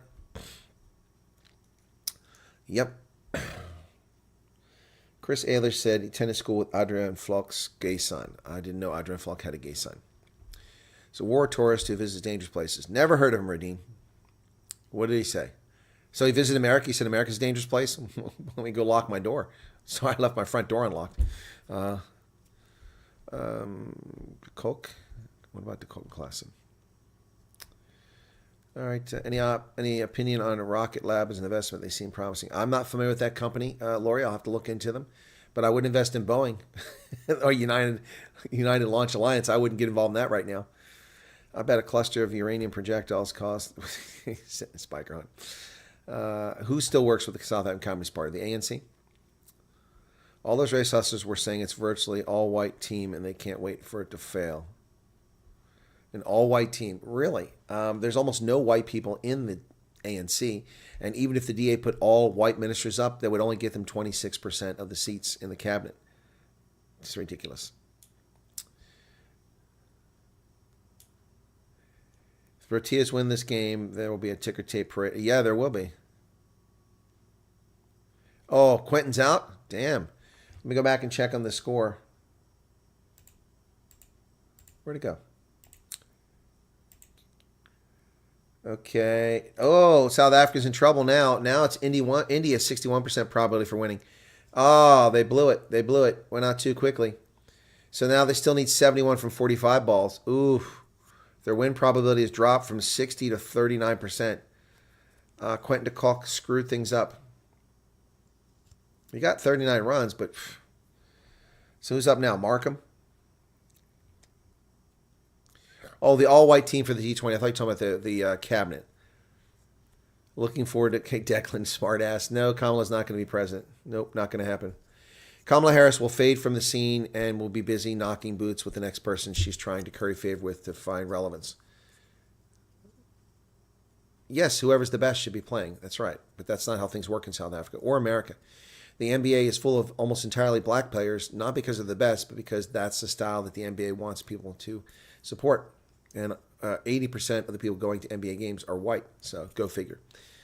Kuban says, one day you must tell us your stance on Benghazi and Chris Stevens. I've done that many times, Kuban. I have already covered that topic over and over again. Over and over again. The U.S. government's State Department is responsible for the events in Benghazi. Their failure to provide adequate security. They're leaving people out. U.S. Africa Command offered to intervene, and they were refused permission to send a team in to save them. And Americans died needlessly in a horrific situation. Ambassador Stevens suffocated. Was asphyxiated by the fume or by the smoke in the fire, and he died. A horrific situation. But Stevens was there interfering in the domestic affairs of Libya and trying to facilitate groups, and that's why he was killed. He was too rich a target. So, yeah, I know the security cooperation officer who worked for Ambassador Stevens, who was there on the ground when this shit went down, and is a good officer, is an honest officer. And, yeah, Benghazi is Hillary Clinton's failure, and the deaths of those Americans are on her hands. But, you know, as with every other death and suspicious death associated with Hillary Clinton, there'll be no consequences. She's too busy denying the results of the 2016 election right now. Yep. PK's brother was in Iraq and lost his hearing. Sorry to hear that. I've been very fortunate, very fortunate. I mean, I've been in multiple combat zones. I've been around heavy equipment, aircraft, generators, artillery my entire life, and I protected my hearing, and the protection worked. It worked. Now, I was fortunate in some cases, but I mean, yeah, so my hearing is still exceptional, although I do have tinnitus. It's thankfully it's not severe. Part of the British Army wanted to be a hero and came back broken. You have infiltrated government like England and us, says Spiker Hunt. Well, we're infiltrated by communists, that's for damn sure. I mean, look at Ilhan Omar, Ayanna Pressley, Alexandria Ocasio-Cortez, Mitch McConnell, Chucky Schumer, Nancy Pelosi. These people aren't patriots. In fact, half of them hate America. Hey, Garrett. Rabada is playing today. Okay, well, now we're down. Okay, South Africa slightly improved. They need 66 runs from 41 balls. Oof, got 41 balls to go here. That's a lot of balls. Who's playing with the balls? Lord Miles went on vacation to Afghanistan, got captured, but managed to befriend them. He shares many of the social views despite not being Muslim. Well, social views are not Islam. Social views are culture. One day, okay, so I already did that. Yeah, so Kuban, is that satisfactory or do you want to know more? Yeah, no, it's many of these events I was either on the periphery or right next to or involved in. So, for instance, Niger, where the Americans were killed, I'm the person who established the Office of Security Cooperation in Niamey. I did it. I created that office and began the cooperation that led to eventually the building of the drone base in Agadez, as well as support we gave to the FAN, the Force Armée Nigérienne. I was in Mauritania after we trained and equipped our logistics units to defeat Al-Qaeda. I trained and was the paymaster for the Somali National Defense Force when it was in Uganda, being trained by Europeans, funded by Americans. I was the paymaster for that. Yep. Who's playing with the balls? Yikes. Yeah, so I was involved in a lot of these things. Rebuilt the Armed Forces of Liberia, designed the intelligence infrastructure of Botswana. Yeah, maybe I should write a book about all this crap. Yep. No internet. What? Who's got no internet? I've got internet. Did it go? All right. Oh, things are getting better for South Africa. Back to 44%. They need 60 runs from 37 balls. Come on, South Africa. 117. They got 117. So they can do it. South Air Force has not decommissioned the fleet of C-47s. They are not flying because they can't get parts or maintenance. They're still in the fleet. It's a shame. They were flying for years until recently. They had 9. They crashed one in the Drakensberg, took them down to 8. I think they crashed another one, took them down to 7. C-47s, man, awesome, awesome, awesome stuff. The Dakotas. What an incredible aircraft. In fact, Arctic Air is an airline that loves that aircraft. It's a DC-9, if I'm not mistaken, and they buy them wherever they can find them. I think that the South African Air Force ought to sell to Arctic Air, and they can fly these things for another 100 years. They're incredible, incredible airframes. I wish that they make new C-47s. You know, that'd be great. Modern C-47s with avionics and GPS and all that. It would be incredible. Who's Miller? Who is Miller? Oh, is that the player for the cricket? Oh, up to 59. Up to 59. Oh, they need 54 runs with 36 balls to go. This is a nail biter. Will the Proteas win the cricket? Wow. Wow. So now it's in there. Whoops, updating win probability. Hang on. Come on, give me the win probability here. This is on Google. Okay, now they're just being difficult. 54 runs from 36 balls are what are needed. 62% chance South Africa can win this thing. Come on, boys. 50 balls from 35. Or 50 runs from 35 balls. Oh, look at this. Look at me cheering on the South African cricket team.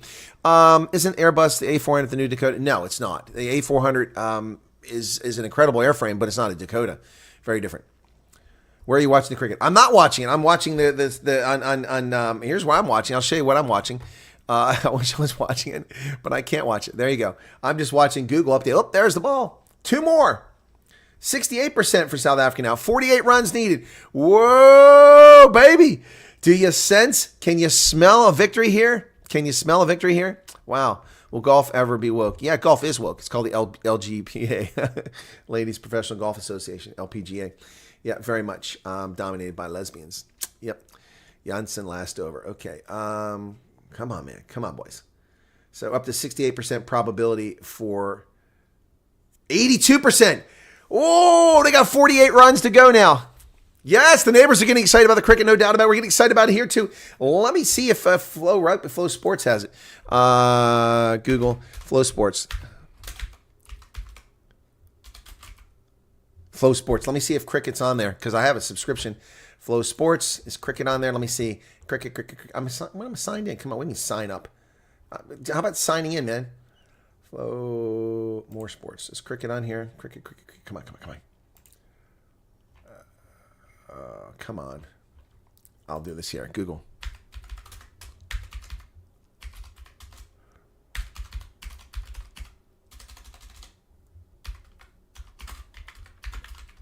Flow Sports crickets. Let's see. It's not giving it to me. Okay, let's just look it up. Okay, Google. India versus South Africa streaming. You know, I might be able to get it on Peacock. It might be on Peacock. Let me try that. Peacock TV. Oh, we're getting closer here. Look at that. I see some exciting stuff going on there. 82%. Oh, 93% chance that South Africa's going to win it. 36 runs from 32 balls. They can screw this up still, but it's close. Is it going to happen? Can you believe it, folks? Can you believe it? Wow. Unbelievable. Can they beat India? 91% probability now. They did 36 runs from just 32 balls. Oh, my goodness. Sports. Let me see if cricket's on here. Cricket. Okay, come on, cricket. Come on. Who's got the damn cricket, man? Let me see if I can find cricket. I'll just do a search. No, India. Nope, nothing. The Peacock doesn't have it. Damn it. Where's it at? I guess I can't find it. Too late trying to find it here. Man, oh man. Where are we at now? Whoa! Another 6 runs. Klaassen is a machine. Unbelievable. 49 runs for Klaassen. Is that right? 49 runs for Klaassen. 90% probability. 30 runs from 30 balls. Oh my goodness, ladies and gentlemen, are we on the verge of a major upset watching the Proteas win the T20 World Cup? Woo, it's getting close. 176, 147. 30 runs. I'll laugh in the face of all those cricket race hustlers calling it an all-white team. Yes, Charles, it'll be hilarious. I want them to win because of that now. I want them to win. I want the colonizers to win. Come on, boys, let's get it done. What's the delay here? 90% probability, 30 runs from 30 balls. Man, just hit one more out. That'll take it to 24. Ooh, my goodness. Here we go. Come on. Feed it through. Race to the win, yes. Oh, we are. I'm not going anywhere, folks. I was going to drop this broadcast and end it now, but we have got to wait for here it is. The ball is hit. 1 run picked up. Need 29 from 29. Got to get a bigger than just 1 run. Okay, got 1 more run out of it. Come on, guys. Let's do it. Let's do it. All right, they're batting now. Clausen, 49 runs so far. Come on. Come on. Oh, I wish I was actually watching this. I can't see it anywhere. It sucks. Streaming. Let me see what this says about streaming where you can find it. Online for free. I like that. Let's find that from Mashable. Disney. It's on Disney. And Hotstar. Well, I don't have Disney. Disney has cricket. Give me a freaking break. Here it is. 2 more. 27 from 28. Need more than that, boys. Need more than that. Clausen now with 51 runs, and we are getting down to it. 26 runs separate India from South Africa. Woo, baby. It's getting close. 4 and 6 and win. Yep. You can do 1 run at a time. Yeah, you don't want to do 1 run at a time. You want to make this clear. You want to win it outright. All right. 92% win probability for South Africa. We were down to 39 just a few minutes ago. Ja, bliksem die Ball. Yes, Chris. Come on, Proteas. My goodness here. I'm not even watching it, and I'm getting excited here. I'm just watching the score update. 27 runs from 28 balls. I'm going to Barbados. Barbados, says Garrett. Oh, my goodness. 91 win percent probability. Come on, Proteas. Well, Hendricks was useless. You got 4 runs.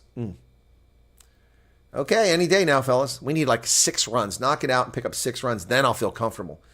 Then I'll feel comfortable. Then you can relax. Boy, the bowler for India must be terrified. 438 game. No, I'm not, Mr. Obi-Wan Kenobi. What is the 4? I'm familiar with the ODIs and the T20. I don't know anything about the 438, what that is. Yep. Come on, Curry, Palace, Randburg. All right, where are we at here? 27 runs, 26 balls. Okay, see, that's what happens now. They wasted a couple balls. So don't waste your balls. Make your balls count. People are leaving. Nobody likes cricket. We're down to what, 80-some people? Ah, shame. Shame. But I'm not going anywhere. If we go down to 1 person, I'm going to stick with this. Okay, Disney now 12 pounds. Pfft. Watch T20 cricket and see it at Amazon. What? So if I'm, let me try that. Let me try to VPN this. Let me try to VPN it. Okay, it's worth a try here, folks. Okay, where the heck's my VPN at? There it is. Come here, VPN. Okay, I've never logged in Australia. Let me see if I can't get in Australia. So I don't want recent. I don't want that. Come on, I want to. Stop that. Quit giving me messages here. I want to. Okay, here we go. Come on, get me to Australia. There we go, Australia. We'll go to Melbourne, Sydney. We'll go to Melbourne. We'll try Sydney, okay? Quick connect to Sydney. Amazon. Let's see. Come on. Get me in. That's Fallout. I want Fallout. I want the cricket. Cricket, boys, cricket. India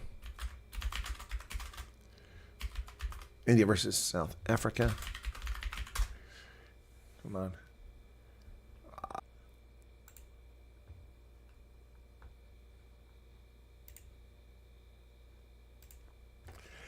It's because I went through Australia. You guys always tell me use South Africa as a VPN. That was Australia, and so you couldn't watch it. So I'm back. I'm back now. Yeah, the buffering stopped because I was in a VPN to Australia. So see, there's not enough data. I try to tell people that you can't stream that way. Doesn't work. So anyway, thanks for hanging around. We are no longer buffering now because I have dropped that crap, and we're no longer going through a VPN. So we're good. All right, stick with me. All right, we're down to. Come on. We need Clausen to keep going. Here. All right, we need 26 runs from 24 balls. It was the last thing we had. Let me reload that and see if maybe it's just stuck here. 26 runs from 23 balls. See, I told you we need 6 runs here, man. Yeah, come on. Oh, is there a wicket?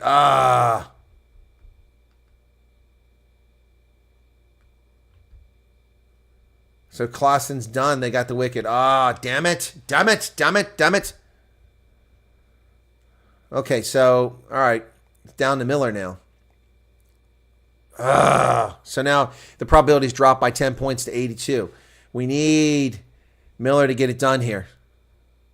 Yep, Arctic says F. Yeah, exactly. Exactly. Unbelievable. The bowler approached the wicket at a loop, a trot, and then a run. He suddenly exploded in a flurry of arms and legs, out of which flew a ball. Okay, Declan, thank you for that. Yeah, okay, so where are we at now? 79%. We're down. Oh, it's dropping here. South Africa had a chance here, man. They had a chance. Oh, my goodness.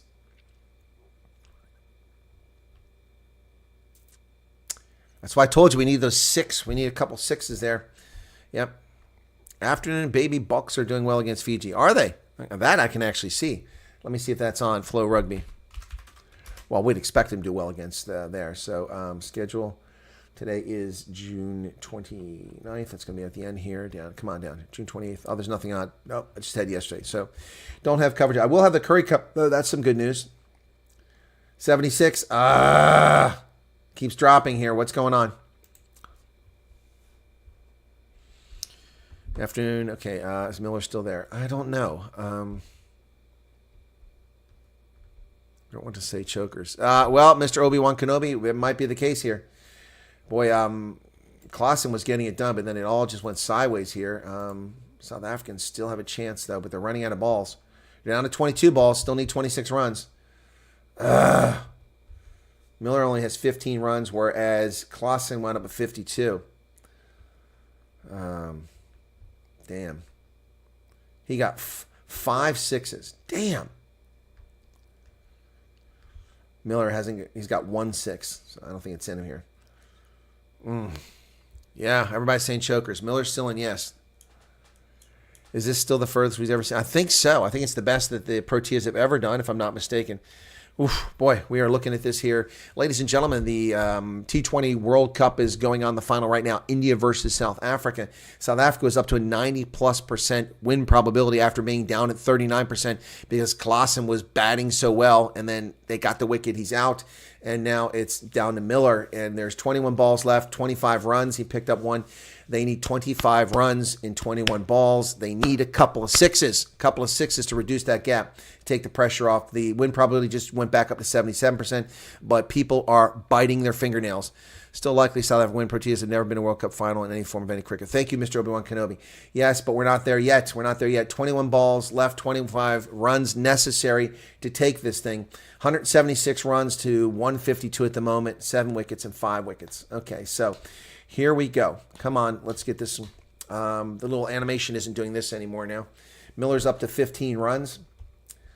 9 bats. Okay, yes, first final. Here it is, +1. That's not going to get it done. Not going to get it done. That takes it to 24 runs, but 20 balls are left. It is not going to get it done. Miller has got to do more than 1 ball because 20 more balls won't get it done. You get 20 runs and 20 more balls. 20 more balls and 20 runs is not going to get it done. We need more than that. Come on, Miller. Let's get it done, buddy. Let's get it done. They don't know what we know, boys. What do we know? What do we know that they don't know? What do they know that we don't know? Wow, this was not supposed to be a cricket final. It's like watching paint dry, but here we are. All excited about this one here as South Africa now is so close. They're just 24 runs from winning here, but they're down to 20 balls. We needed 50-some balls when they had 50-some balls left. So Laudine says we're going to win. Well, I hope you're right. Hope you're right. I need Miller to get it done here. That Claassen going, there it is. He got 1 run. 19 balls, 23 runs. Not going to get it done, Miller. Need more, buddy. Going to need more than that. Wow. Come on, man. Got Janssen there, too. He's not out. So does that mean we have 2 players left? But Janssen hasn't done anything. So it's up to Miller to get this done. 76% win probability for South Africa with 19 balls remaining. Need 23 runs. This guy just keeps getting 1. Whereas 1 more, 18 balls, 22 runs. It's going to be a heartbreaker. Going to be a heartbreaker. Hester likes it. Ask Rossi. There you go. Yes. Lucas saying choke, cough. Oh, no. All right, folks. 18 balls, 22 runs. We need a 6er in here somewhere. 2 6ers would seal this thing. 2 6 runs. 2 6ers would do it. Come on. 18 balls remaining, waiting for the bowler to deliver. Bowling for India, it's Pandra right now. 18 balls remaining, 22 runs needed. Come on, get us excited here, buddy. Knock one out. Well, I tell you, the Americans were really excited when they played against Canada and also beating Pakistan. That was incredible. And they were bounced out eventually, but pretty incredible stuff there. So, right. Okay. 73% win probability. They need to get more than one run with a ball. 18 balls left. You know, the Indians are starting to sweat bullets here too because this is way too too close for them. They probably expecting to get over 200 runs, and they didn't. They got just 176. It's taking a long time for these balls to come through here. I'm not sure what the deal is here. Let's see what the commentary is. Okay. So 16-6. Okay. Miller beaten. What?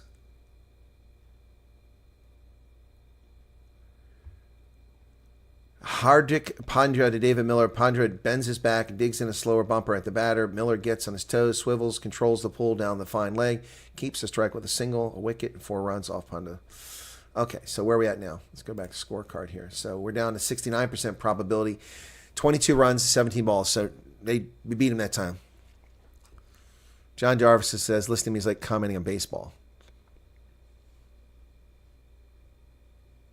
Yes, I know percentage means nothing. I'm just sharing with you what data is available to me. This is better than the government national uni, says Hester. People keep asking me to comment on cricket. This is why I don't do it. I don't know the game well enough to be a credible commentator on it. We're just having fun with this, folks. So you need a Hail Mary and pick up 2 or 3 quick wickets. Well, here it is. Oh, one more. Damn it. 21 runs now, but there's only 15 balls left. Damn it. 15 balls left. Miller is not getting it done, man. He came in with 14. He's only up to 18. He's killing us. Janssen hit a 6 to win last time out. Yep.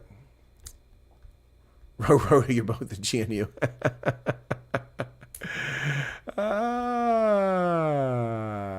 Burmra is... Yeah, well, he's bowling now. He's their best bowler. Well, that's not good. No words, Colonel. We love enthusiasm. Thank you, Charles. All right, so 15 balls to win this thing, man. Come on, let's go.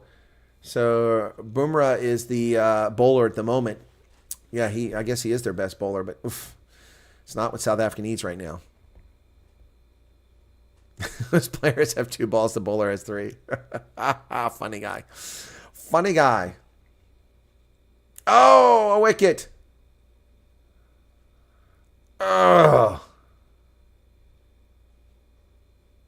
The bowler is holding the batsman, Willie.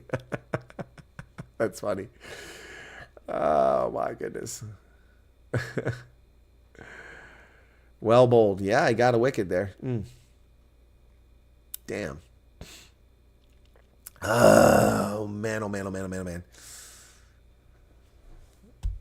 All right, now South Africa's down at 46% win probability. 21 runs from 14 balls. Oh, it's going to be so close. Yes, I know those are names, Ludwig. I get it. Yeah. But it was funny what I said. I know, can't look. Oh, come on, man. Oh, this is killer. Now we really need a couple 6s here. Oof. Chris Ehlers. How's it going? All right. South Africa's close. Hendricks did nothing. Neither did Markham. Terrible. 4 runs apiece. That killed South Africa. Everyone down to 45%. It's going south for South Africa. The worst there were 12, 14, and 16 were the worst on the Indian side. But South Africa's got 2 4s, a 2. Gee, many crickets. 14 balls remaining. Bumrah is bowling again. Sensational delivery. Yes, but Bumrah is the bowler from the gods. Piece, angle, length, lift from ESPN. Yeah, no doubt. No doubt. But South Africa's... We threw this, says Arctic. Yep. As long as Miller stays in, South Africa can win. Well, he's got to get some runs here. He's running out of balls. It's taking a long time here. This is starting to look like paint drying again. This is why I'm not a big cricket fan. Just waiting for this. Okay, come on. We were so excited 15 minutes ago. 15 minutes ago, we were so excited by this game, and now we're like, Final T20, 55 of 55 matches. 176, 7 wickets, 156, 6 wickets. And here it is. All right, can you get a bowl? Come on. Here it is. 1. 20 runs, 12 balls. Got to get a 4 or a 6 here. Got to get a couple of them. South Africa's hope is fading down to 43% win probability. Barbados going to get hit with a hurricane. Okay, Sue, didn't know that. Clive says 133 likes. Man, oh man, 12 balls left. Klaassen went out too soon. Heinrich Klaassen did his best, man. He got 52 runs. He's the top scorer in the game. Damn, and he had 5 6s. Damn, could use 2 of those now. 2 would make all the difference in the world. The pressure is on for Miller. Maharaj. Why is Maharaj listed as...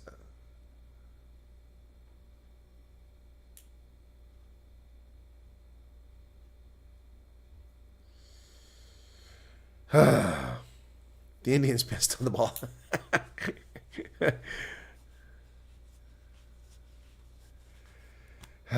12 balls. Here we go.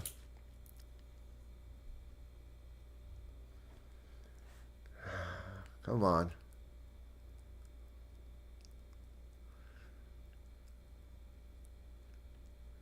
South Africa had this. They had it. Now down to 38% probability. Nothing happened. There was no ball pass. There's no bowling. Oh, we have 11 balls left. He got nothing out of it. Oh. 20 runs. My goodness. 20 runs. It is now buddy stuff pick, Jacobs, and I don't even like cricket. One day international's fine. I can deal with that. Australian sandpaper the ball. Did they really? Yeah. So Sanj is bowling now. No extra protein in nails. I don't think there's any protein in nails. Just dead skin. So, they need 20 runs and 11 balls. I told you we need some 6s. Miller's been a disaster. He's gone from 14 to 18. I don't see him doing any better than this. Klaassen, man, was amazing. Shame he went out. Damn. 18.2 overs. 10 balls. That's it. They've choked it away. They got 10 balls left and 20 runs they need. Oh, man. Unbelievable. Wow. Nothing.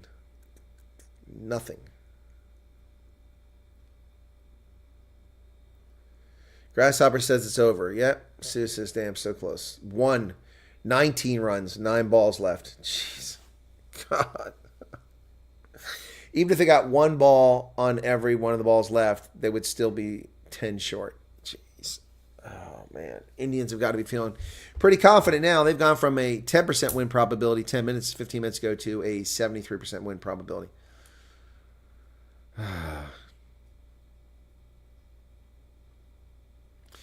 Kuban has a link for all sports free. Okay, Kuban, let me give you temporary moderator status. You can put it in there. Add as a moderator. Standard moderator. Is Hendo still here? Where's Hendo?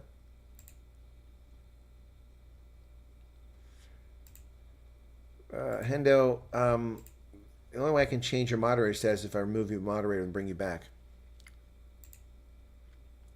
9 balls remaining.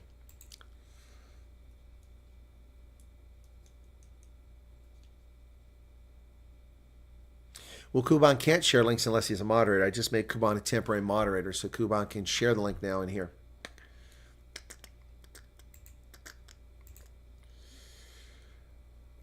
Two that time. Okay, that's a little bit better. Took him forever. All right, 2. We got 8 left, and we need 17. Brave browser. Why is it Brave? Why do you need Brave browser? What's going on with that?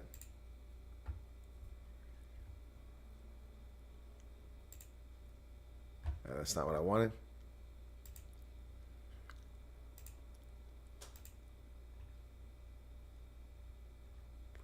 Gotta wait for an ad to finish playing.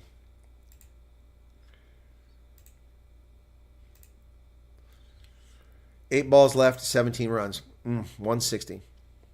Tommy says, haha.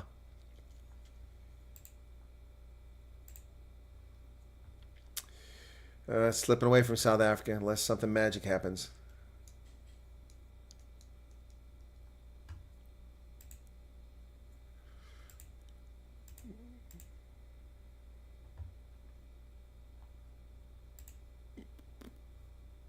One. 7 balls, 16 runs. Damn it!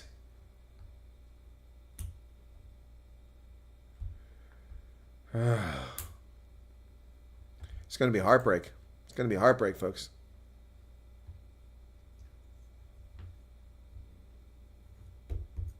Declan. These quotes is killing me.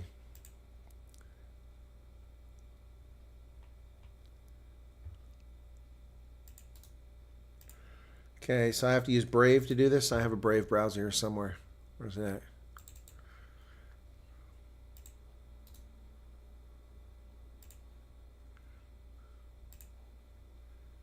Oh, there it is. Oh, wow. You're right. It might work. 6 balls. South Africa down 18% now. 16 runs. Got to wait 30 seconds for the ad promo to go away. That's interesting. I'm going to save that bookmark there. 6 seconds to go away. Come on. We're down to 6 balls here. Damn it. So close, South Africa. Come on.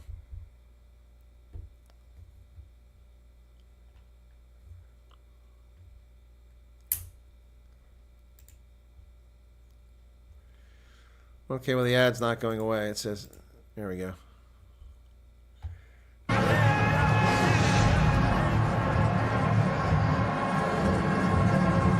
Oh, Maharaj is up now.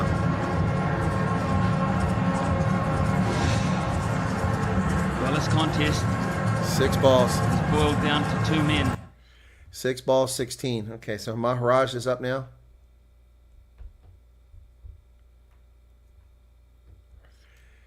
$161.6. Okay. 6 balls left. Okay, I'm watching live. Thanks for the link. All right, now I can see it. Deliveries. The class of Miller against the experience of Pandya. Okay, with this, here we go. 6 from 16. So close. India now. T20 final. Here we go.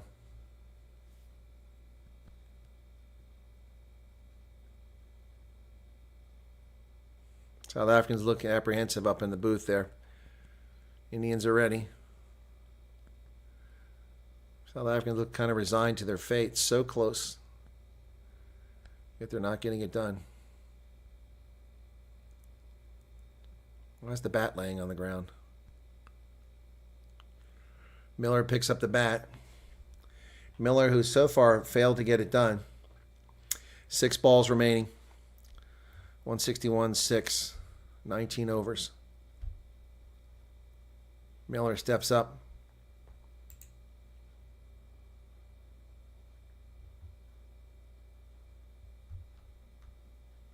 Here we go. Here comes the delivery. 16 from 6. Here we go, folks. Wide. Miller gets it. And he gets plenty of it, does he? No! What a catch! Oh, my God! Oh, my goodness. I can't believe what I've just seen. Unbelievable catch. How did he catch that? That looked like it was out. That's it. It's over. He caught the ball. Unbelievable. He went for the fence and missed it. That's the best piece of skill I think I've ever seen in a game of cricket. Under pressure, Surya Kumar Yadav calm as. Wow. This is magnificent. What a Presence of finish. mind. What an incredible finish. Miller went for it all the way. And I didn't think he caught it. But I guess he caught it. Wow, South Africa chokes. They choke. Wow. Let's see a replay of it, man. He went for it. Wow. He caught that right at the wall. That was unbelievable. He sure did catch it. I thought he lost it, and then he tossed it back up in the air and caught it again. Wow. Unbelievable individual effort right there. Wow, and India wins it. Damn it. Damn it. Surya.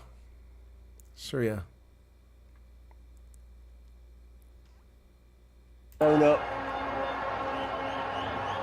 Keep it rolling, please. Keep it rolling. Yeah, foot's inside there. Keep it rolling. Thank you. Ready with my decision for the big screen. Yep, it's going to stand. It's going to stand. Potentially one of the greatest catches in cricket history when you look at the occasion and the pressure. Outstanding, breaks hearts in South Africa, thrills billions in India. Wow. So it stands.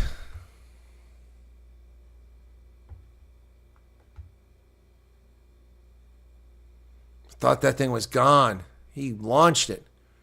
What a catch. That was unbelievable. I mean, that's absolutely unbelievable. That'll make you like cricket. That was incredible. Look at all the white people cheering for it. Wow.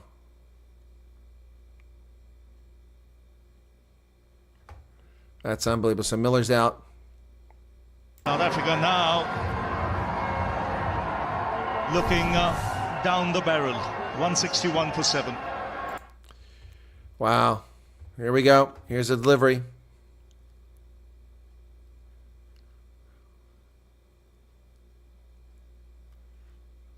There's a 4. Oh, Maharaj gets a 4. Oh, hang on, folks. Don't run yet.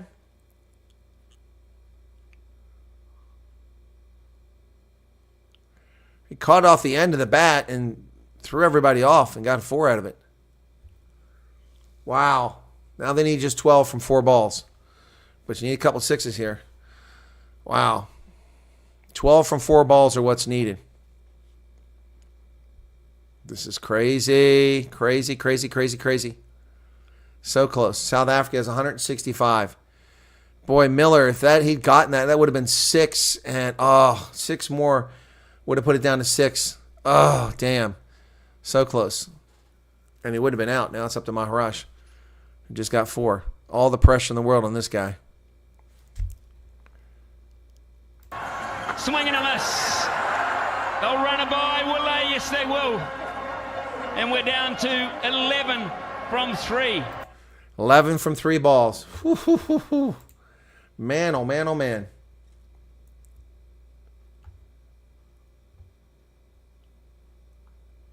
That was a brilliant catch, and a cricket catch was unbelievable.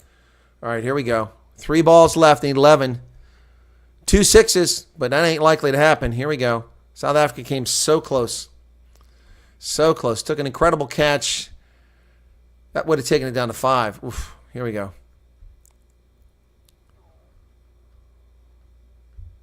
He needs to get like 4 here or something. Indians are nervous like they're going to win it, but this is in the bag, man. Relax. Indians are like all apprehensive. Relax. You got this thing won, man. Into the wicket, slow deliveries, try and make him hoik it across to the leg side. Here comes the ball. Another beautiful delivery this from Hardik Pandya. Chest at the right time. It's India now. All right. 9-11 from 2 balls. 10 runs from 2 balls. Excuse me. 10 runs from 2 balls. South Africa is 9 runs behind. 10 runs from 2 balls. Man, oh man, oh man. Boy, this is a nail biter, isn't it? This is a nail biter. Oh boy, I tell you what, Klaassen going out, that hurt.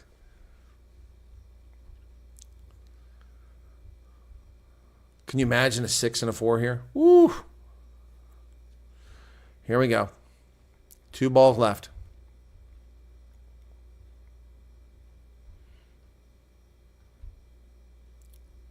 Where Surya saved 6 runs there. Can you imagine that? It would be down to 4 with 2 balls if it wasn't for that. Here we go. India, 2 balls remaining. South Africa needs 10. Here comes the bowler.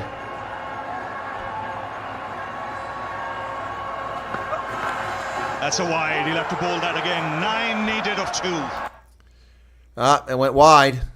So he needs 9 from 2 now. That helps South Africa out a little bit there. Need 9 from 2. That was wide. Trying to trick the batter. He went wide out of the box. 9 from 2.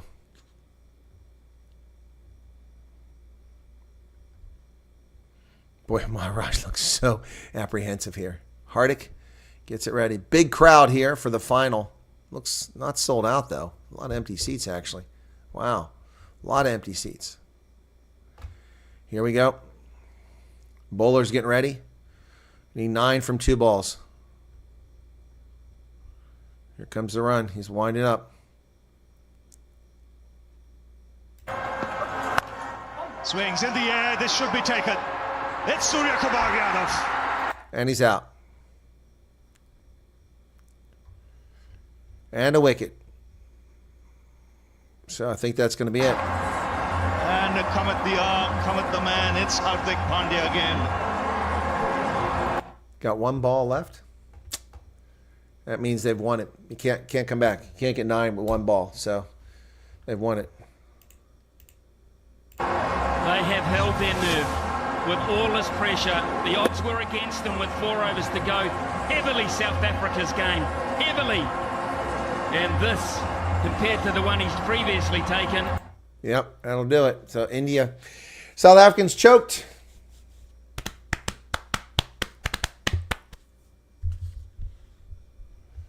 A wide, a no ball, and a 6. Really? How does that happen? 1 ball left. So who's left isn't out? Oh, it was Radaba. It wasn't, that was who? He's black. I thought it was an all-white team.